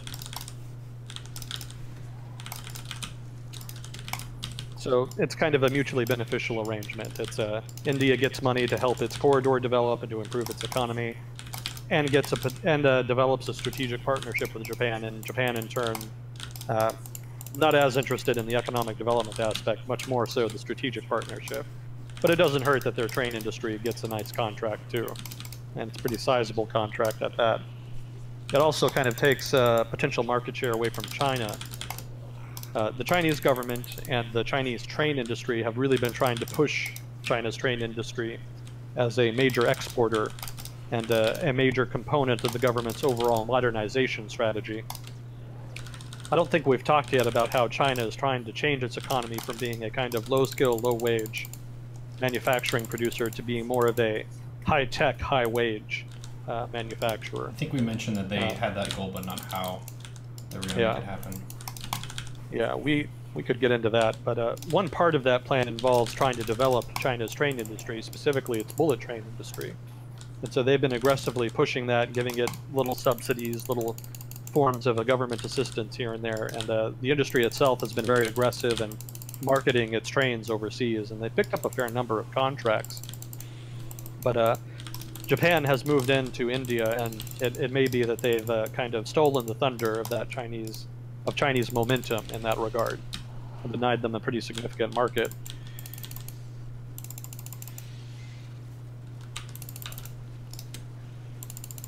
So there are strategic implications here. They're not really at a level where they can call themselves allies or in an alliance, but the potential for an alliance above and beyond a strategic partnership in and of itself acts as a deterrent on China, and deters China from doing anything too aggressively, because China knows that, and this kind of goes back to earlier when we were talking about North Korea, China knows that if it acts too aggressively, that gives regional neighbors a reason, a rationale to ally up and partner up against China, to team up against China. It's in its interest, and China would much prefer they be fractured and separate. So for now, China tempers its behavior to try to prevent that alliance from really blooming into something more formal.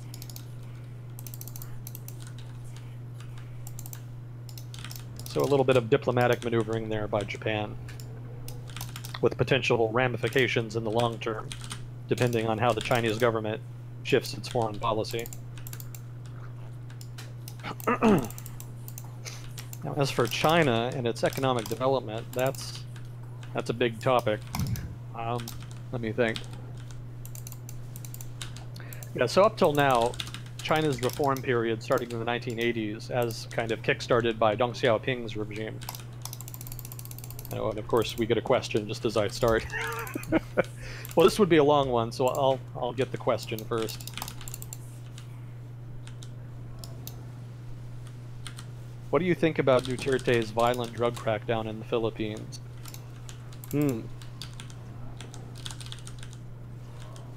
Yeah, this is another one of those things that I don't know a whole lot about, because I haven't followed it that closely.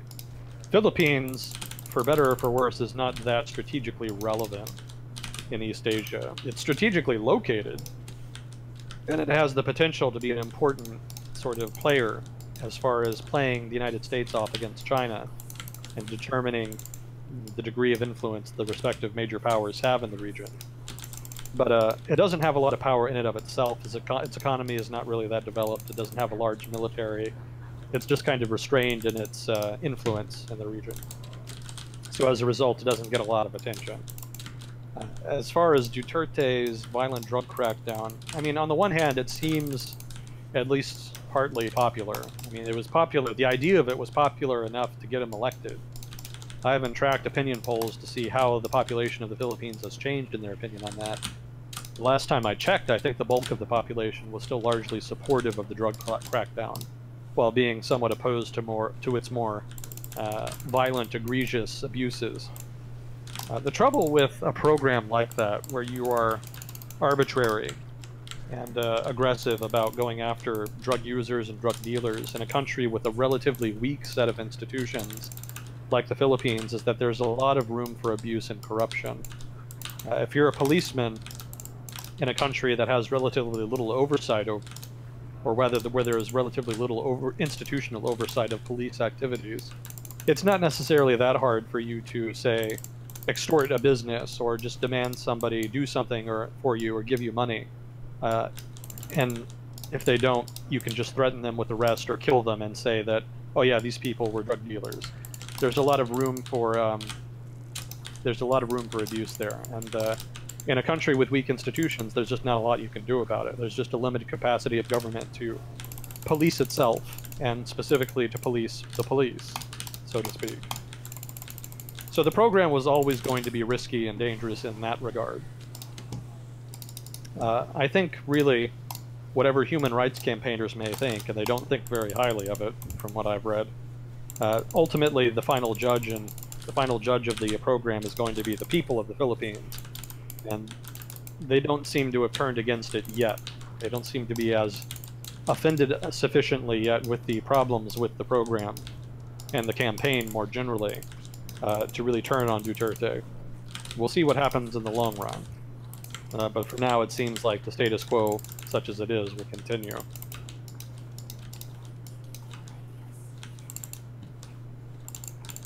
Let's see, the next one. Oh, we had another one. Do you think the One Belt, One Road initiative by China will weaken the integrity of developing economies? Obor relies on building expensive infrastructure projects that put the host country in debt, forcing a sale back to the Chinese of the infrastructure. Obor? What is Obor? Oh, One Road. Okay. I haven't seen the acronym like that before. Kind of. I don't think it's really a problem because it actually helps a lot of, I mean, more money, more infrastructure for developing countries is not inherently bad. If it's shoddy infrastructure or if the money gets wasted on other things not related to the project in question, that's a problem. But enough of the projects that the One Belt, One Road initiative, as well as the bank that I think it's the Asian Development Bank that they set up that was supposed to be like a rival or equivalent at least to the IMF. I think the loans that they've given out as part of those programs, for the most part, have been positive. There have been some problems, but my impression from what I've read about Africa and these projects in Africa is that Africans are mostly positive about them and that the impact on the economies has been largely positive. I think in so much as there has been problems, it's probably been more with host country corruption, which is, you know, in a lot of places is a big problem.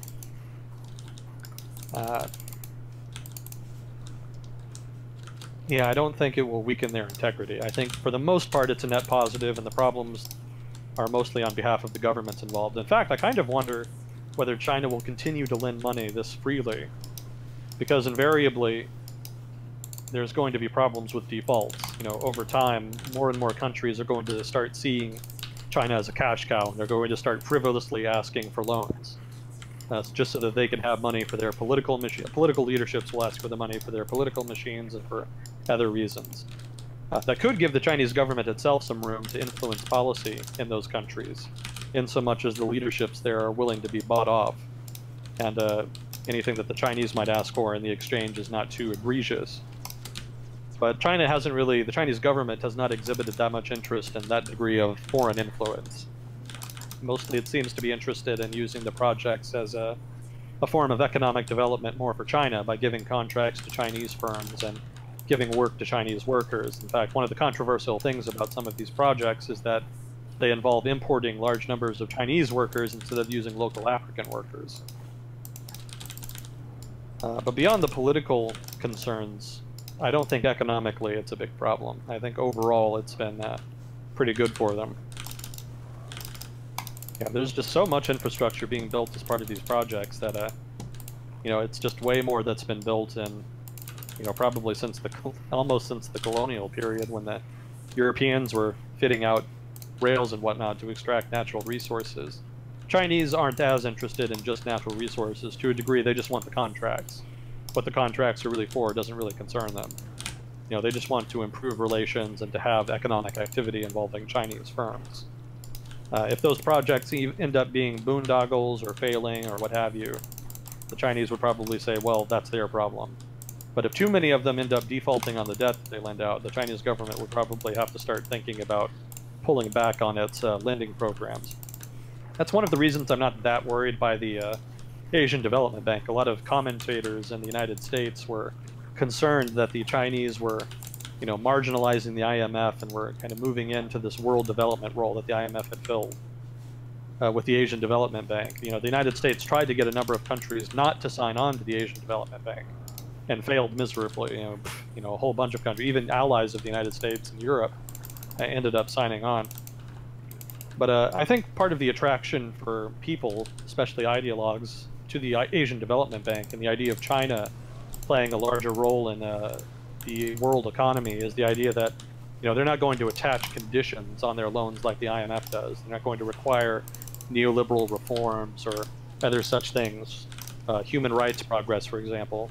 They're not going to attach conditions like that to their loans. They'll just say, okay, you have a project you want to work on, here's a loan, do as you will. But again, the trouble with that is that a lot of people, a lot of leaders who want those in the developing world, who would want those loans, don't necessarily want them to use them honestly. They don't necessarily want to use them for the projects that they say they'll use them for. You know, corruption, again, is rampant in much of the developing world, and siphoning off funds is a pretty easy and common form of such corruption. And if you're a political leader, it doesn't necessarily mean to you for the country to go into default, because that's not your money. You already stole your money from the public. If the public has to default because it's bankrupt, you know, that's the public's problem, not necessarily yours. And you can always use some degree of political corruption or violence to try to maintain power in the ensuing political unrest. There's always somebody else you can blame. So the Asian Development Bank might be able to meet some demand that hasn't been met by the IMF on account of its neoliberal preconditions for lending. But eventually that market is going to dry up, and, you know, those economies, part of the reason neoliberal reforms are requested is that specifically so that economies will grow enough that the government will eventually be able to pay off the loan.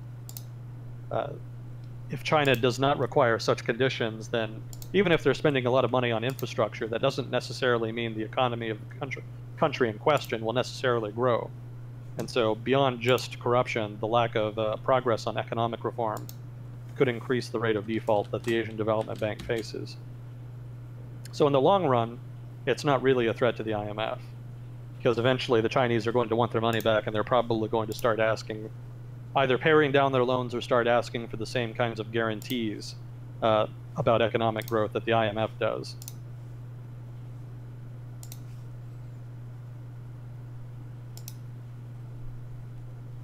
So let's see. In Germany, many people have the opinion that you should have a decent interest rate on your day-to-day bank account, at least as high as inflation, but most people feel it should be more, quote-unquote should. Does this notion also exist in the US? And can this desire actually be fulfilled in a reasonable way? It doesn't seem reasonable to me to provide risk-free ways of investment with decent interest rates. Okay, I'm going to read that again real quick, because it's kind of wordy.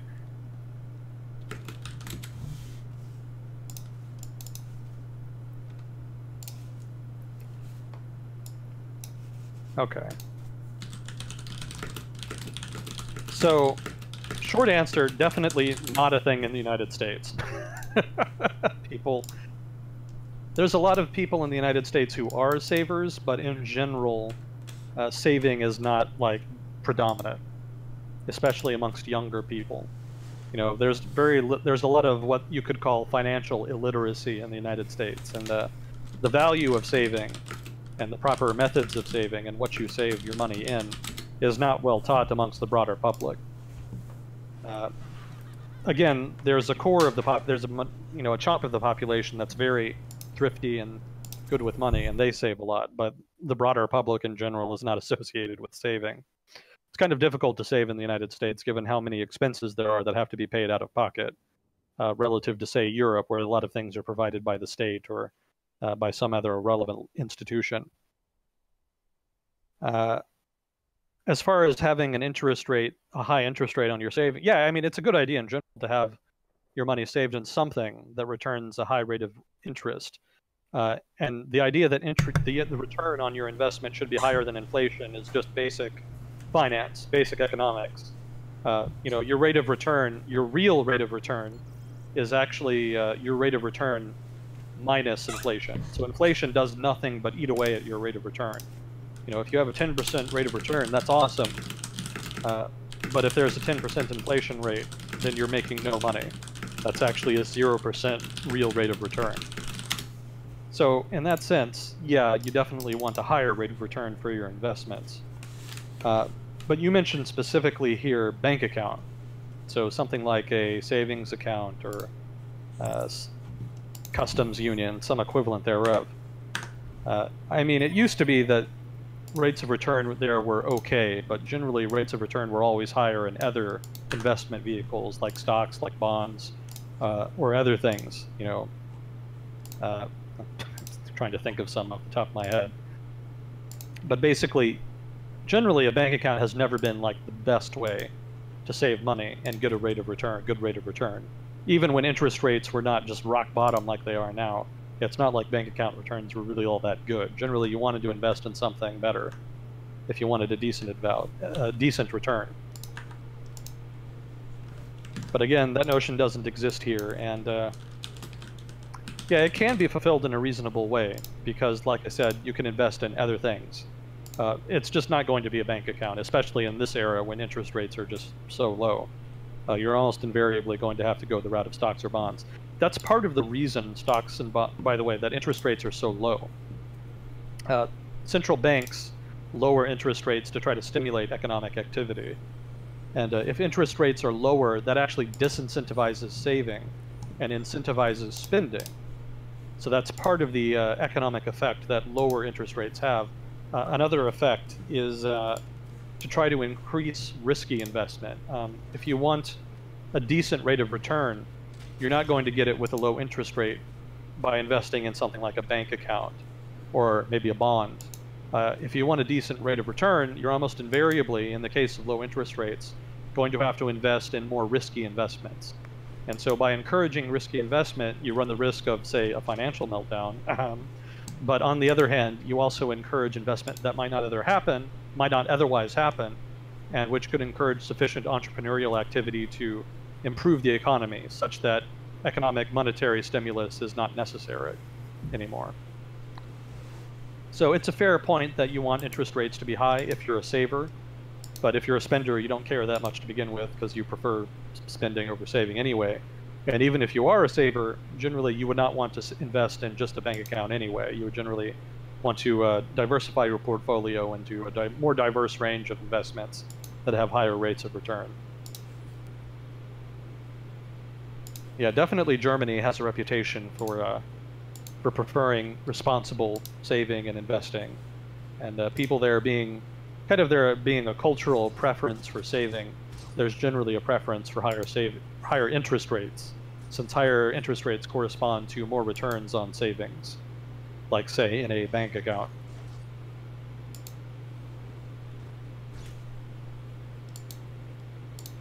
So that's what I've got off the top of my head. It's kind of all over the place.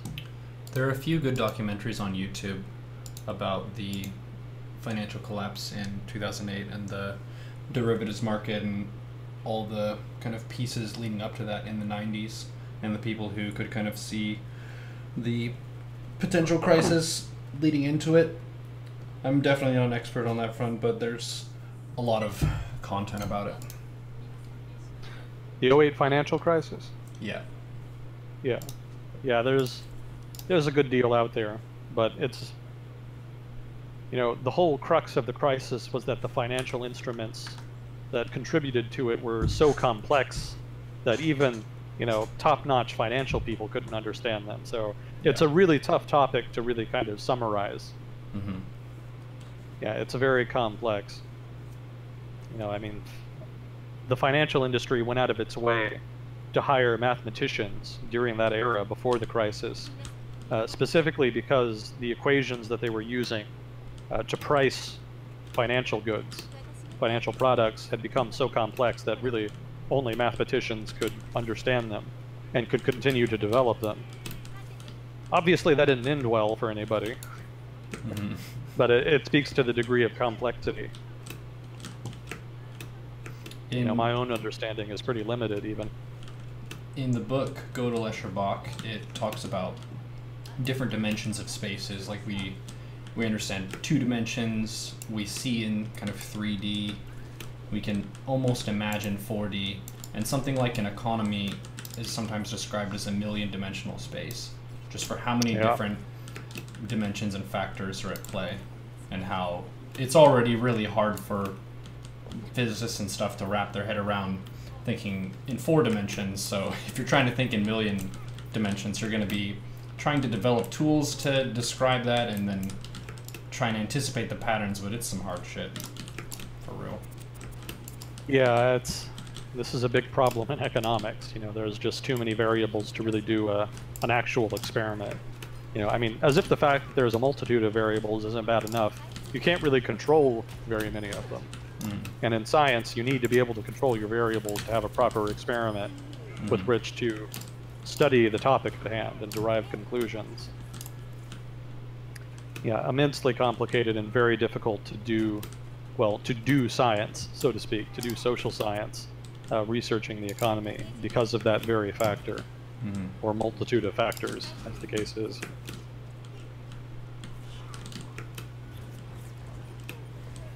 Let's see. So then the next question was, I'm very interested in the topic of decentralization for big countries, which you touched on earlier. Sometimes I wonder if for the growing US population, some things have become too small about the system of checks and balances, such as the Senate or Supreme Court. They certainly don't seem diverse enough, in this person's opinion, IMO. I can't imagine more senators being a good idea, but do you have any thoughts on this?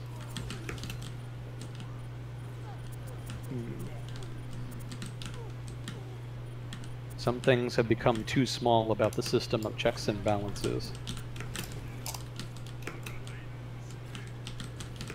Well, I think in general, this decentralization is all but required for a country as large and diverse as the United States. There's no way a central authority could ever maintain its legitimacy for very long if it tried to impose some given set of policies on the broader population. That would precipitate a major crisis. So I think in that sense, I don't have a problem with it.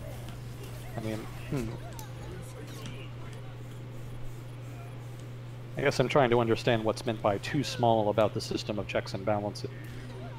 In the sense that there's not enough checks and balances, or in the sense that the system isn't really working well? In the sense that there's not enough, I think there's definitely enough, and decentralization plays into that. The state authorities are a counterbalance to federal authorities, and can kind of undermine the more intolerable intransigencies of the federal authorities when necessary, and vice versa, as the case may be. Certainly plenty of examples of the opposite in the United States. So in that sense, I don't think checks and balances are weak here. I think they actually contribute a lot to political stability. In the sense that they haven't been performing well, I think they've been doing well. I can't think of any particular problem as far as decentralization goes. In terms of the Senate or Supreme Court not being diverse enough, that's a matter of opinion. You can quibble about that. You can go on and on about what degree of diversity is necessary before a country can be considered to have enough diversity. And again, that's just subjective opinion. I doubt in a country of 300+ million people like the United States you'll ever reach any kind of agreement on the amount of diversity that would be enough. As for having more senators not being a good idea, yeah, that's probably definitely true. That's actually why the Senate is designed the way it is, 2 senators per state. The Senate is specifically designed to be the smaller of the two houses of the Congress, just to keep things simple and to try to make it less about politics and more about deliberation.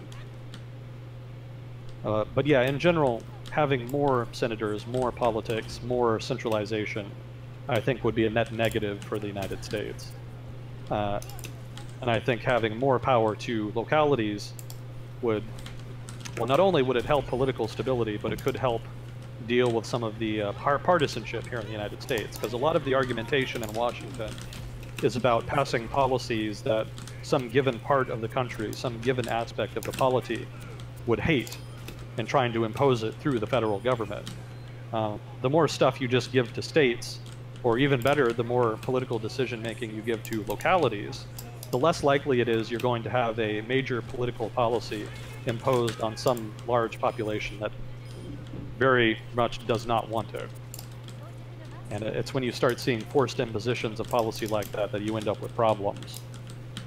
I'm sure the counter-argument to this would be slavery. You know, obviously the South has had a lot of problems with slavery for one, and then after slavery with racism and institutionalized oppression. The federal government played a significant role in at least curbing that, if not removing it, but at least trying to address it.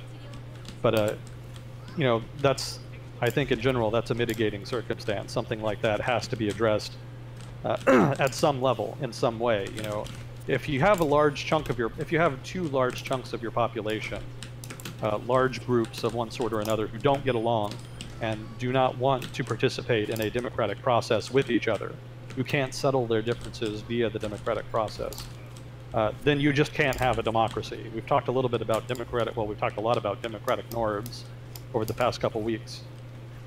And if broad segments of the population are not willing to recognize the authority of democratic institutions and participate in them, and recognize the legitimacy of participation by opposing groups, then there's no democracy.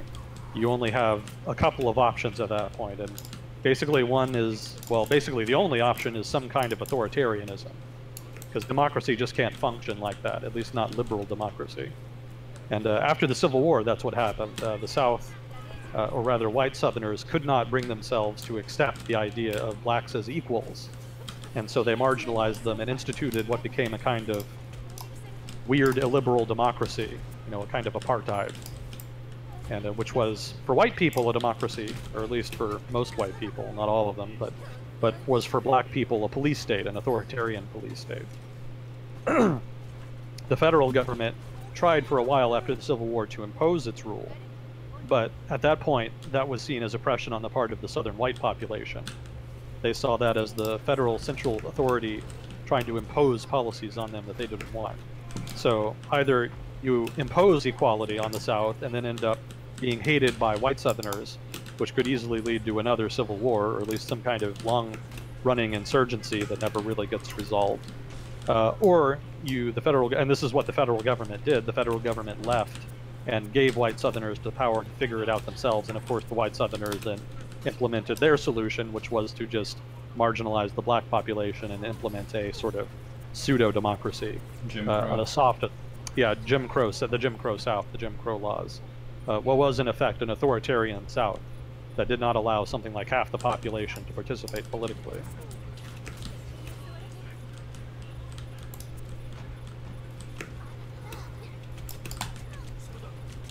So I'm probably not reading the question very well. I'm probably not getting to the crux here. Some elaboration would be helpful. But I think in general, more decentralization would definitely be good for the United States. Just, because most of the issues seem to be about one region or group imposing on another, much less likely to do that if you have decentralization. As far as broader questions about something like racism that in the past only the federal government has addressed, in that case, there is a role for the federal government. And that's why it's not complete decentralization. That's why it's federal. A federal system does not mean all power to the regions. It does mean you have a central authority. But when it comes to something like racism, where people are not willing to recognize or want to marginalize politically some other group, you get into very tricky territory, because invariably you end up having to impose some kind of force over one group or the other. it's hard to maintain a democracy when, you know, there's some authority propping up one group or one group is excluded. That's not real democracy at that point. It's a liberal democracy, and there's no easy solution to that. That's one of the reasons people in the United States, before slavery was banned anyway, before that was considered kind of a big issue. This is more 1700s America, mind you, than 1800s America. In 1700s America, Americans were very proud of the fact that they had a culture in which democracy was possible, in which the system was decentralized enough that people didn't have to worry about values being imposed on them. That did happen occasionally, but for the most part, the values being imposed were the values of the broader community, and the imposition was not considered controversial on the part of the broader community. And because the culture was that way, because people considered because democracy was basically workable in general, people were very proud of that. And that's not an easy state to get to. You know, countries have spent immense amounts of money, shed immense amounts of blood, trying to get to a point where some kind of stable liberal democracy, some kind of open pluralistic political system would be possible at all. And it's just so difficult to do. So having a culture rather that facilitates that is necessary. But of course, the African American population in the South being excluded very much undermines the idea of a free and open democratic system. That was a contradiction in place from the very start of the United States, and there was never any real solution found to that. Insomuch as race relations have improved, it's mostly been almost accidental. It's been, for one, the Great Migration. A huge number of African Americans left the South in the early 20th century. And because the demographics in the South changed in the favor of whites as a result of that migration, there was less political tension stemming from the potential for what racist white Southerners were really concerned about, which was what they called black rule, having a government significantly influenced or even decided on by African Americans. Economic development in the South also mitigated tensions because that, less competition for resources between the two groups. That always helps. And then immigration by Northerners, people from other parts of the United States where maybe people are just as racist, but not so much supporting institutional racism. So all of those factors, and probably a whole bunch more, because this isn't my area of expertise, but all of those kind of contributed to a relaxing of racial tensions in the United States, above and beyond anything that the federal government was able to do, although the federal government did play a key role in terms of removing institutional forms of racism like Jim Crow laws, including, polling tests, polling taxes, things like that, not to mention endemic violence, which was very prolific immediately after the Civil War and then again in the Civil Rights Movement in the 1960s.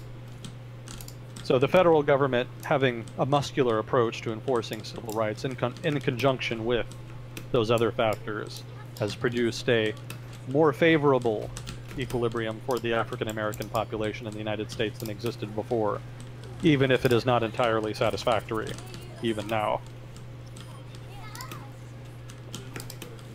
It's been interesting seeing the current wave of civil rights activism on that front, and how we have American football players who are indicating their kind of dissatisfaction with the state of our country, and how it's better now, you could say overall probably, than it has been in the past, but maybe it's that players feel safer to demonstrate publicly this sort of stance that they have.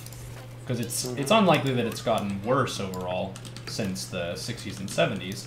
There have been African American football players since then, but for them to act out kind of by taking a knee during the national anthem, which is one of the things that Colin Kaepernick does, it was probably like unsafe for their survival and for their career. Whereas now they're able to continue playing on these sports teams and also have more of a voice, which is sort of an indication of progress, but we're not done yet. Yeah, there's definitely a lot of room for improvement. It's just that the problems now are very hard to address directly, because before it was very obvious. Jim Crow laws, that's not subtle. It's pretty clear cut. But now the explicit forms of racism have been addressed, if not completely ameliorated, but at least been addressed. Now attention is more on more subtle forms of racism and institutional repression. And because they're subtle, they're innately more difficult to, for one, identify, or at least identify in a way that everyone can agree to. And then, upon being identified, it's more difficult to agree to a solution on a subtle form of racism that does involve, on the one hand, government overreach, but on the other hand, government action that is just ineffectual. One of the key ones that is kind of being brought up now is our American prison industrial complex. Relative to our population, and for other developed nations, we have way more prisoners than other countries do. So a lot of people are saying, well, is that because the discrimination has just moved from being kind of systematic at the state level and actually put into law like Jim Crow, or is it something like police officers have a bias that is disproportionately likely to put blacks in jail than it is whites in jail, and is that the problem now? So there are a lot of studies kind of being conducted on that. Why do we have so many prisoners? I was kind of asking it when I first saw the stat. It's like, are we just more criminal as Americans? It's our nature? Are we just worse people? Or do we have stiffer laws? Like, what's the deal? Well, I think part of it is just that we have a more open society. You know, being more open and having more restrictions on what the government can and can't do.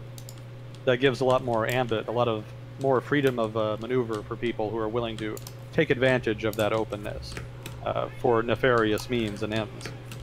So to a degree, it's just the very nature of having an open society inherently means you're giving more room for criminals. You know, the trade-off, of course, is that the criminals don't end up in government. You know, the government, when it turns bad, tends to turn bad in a big way, and it's very hard to fix problems with the government that it becomes very corrupt and criminal. So criminals out of government generally preferable, and so on that count, having fewer powers for the government and a more open political system is advantageous in that regard. But then the trade-off, of course, is crime.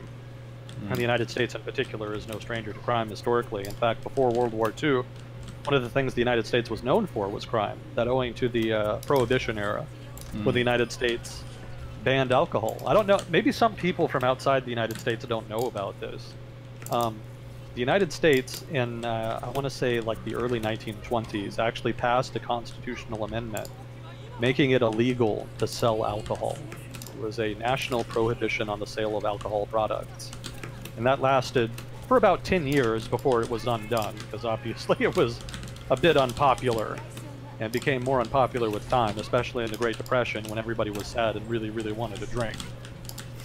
Yeah, Roosevelt and his people were quite happy to use that issue to leverage political support and were pretty quick in overturning that constitutional amendment. But for 10 years, it was illegal to sell alcohol. And organized crime in the United States really got a big windfall from that. Because, of course, they made a shit ton of money making and smuggling alcohol all throughout the United States. It was one of the weirder eras in American history. Certainly one of the weirder policies. I told a guy from China about that because we were discussing alcohol as a problem. This is when I was in grad school, when my fortunes were a little better.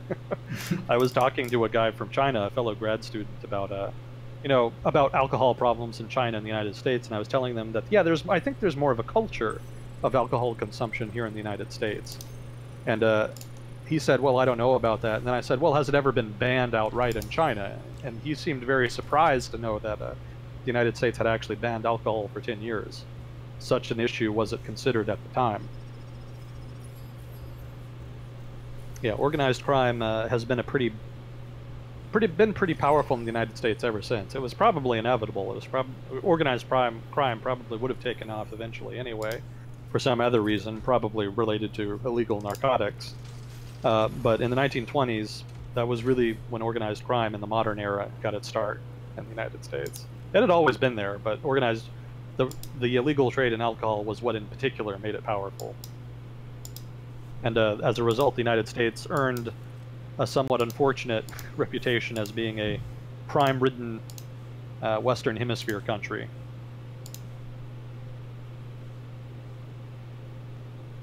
Yeah, pre-war American reputation is kind of interesting. There was a time in history when the United States was not known as an all-powerful superpower, globe-trotting superpower, imposing democracy and capitalism wherever it goes. You know, before World War II, it was kind of this capitalist, free market, crime-ridden, we were not a backwater. We were an important country in terms of the international economy, but not really a big international player generally, with the odd exception. To put it in Sorry, what? developmental terms, it's kind of like we were in our adolescence before World War Yeah. II, still kind of trying to Yeah. find our place in the world, and then World War II was kind of the growing pain that forced us to grow up, and we ended up being the biggest kid in the block. Yeah. Yeah, I think people around the world at that time looked at the United States in the same way that a lot of people in the United States now look at Brazil, which is kind of this developing economy that's growing, well, that was growing a lot, and where there's a frontier, where there's kind of an open area, where there's less authority, and then where there's a lot of corruption and violence. Obviously, there's a debate to be had about how true all of that is. This is the American perception, not necessarily the reality. But I imagine that perception is very similar to the perception that people held around the world about the United States before it became a superpower as a result of World War II.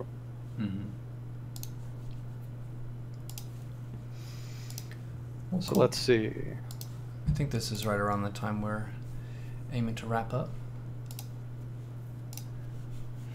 Oh, okay.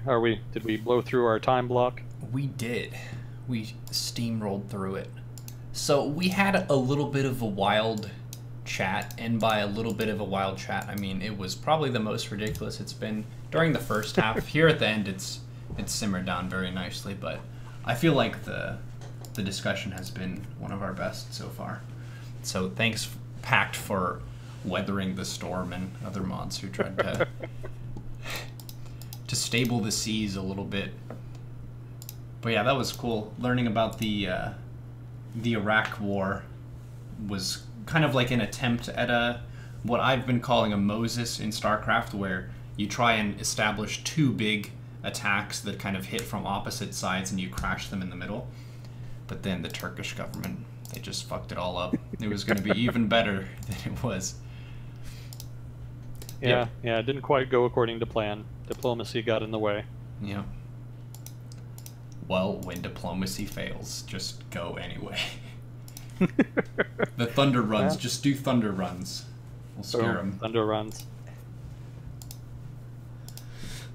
Well, cool. Thanks for coming on again. We'll see you next week. Always good having you. And thanks everyone for supporting Agent Smith, hanging out in this time, asking good questions, teaching us about stuff that we don't know about, and Jebedo especially for his donation for Agent Smith. So thanks a lot, and we'll see you all on the next times. Yep, thanks for having me. Cheers. All right. Such a pleasure every time. Damn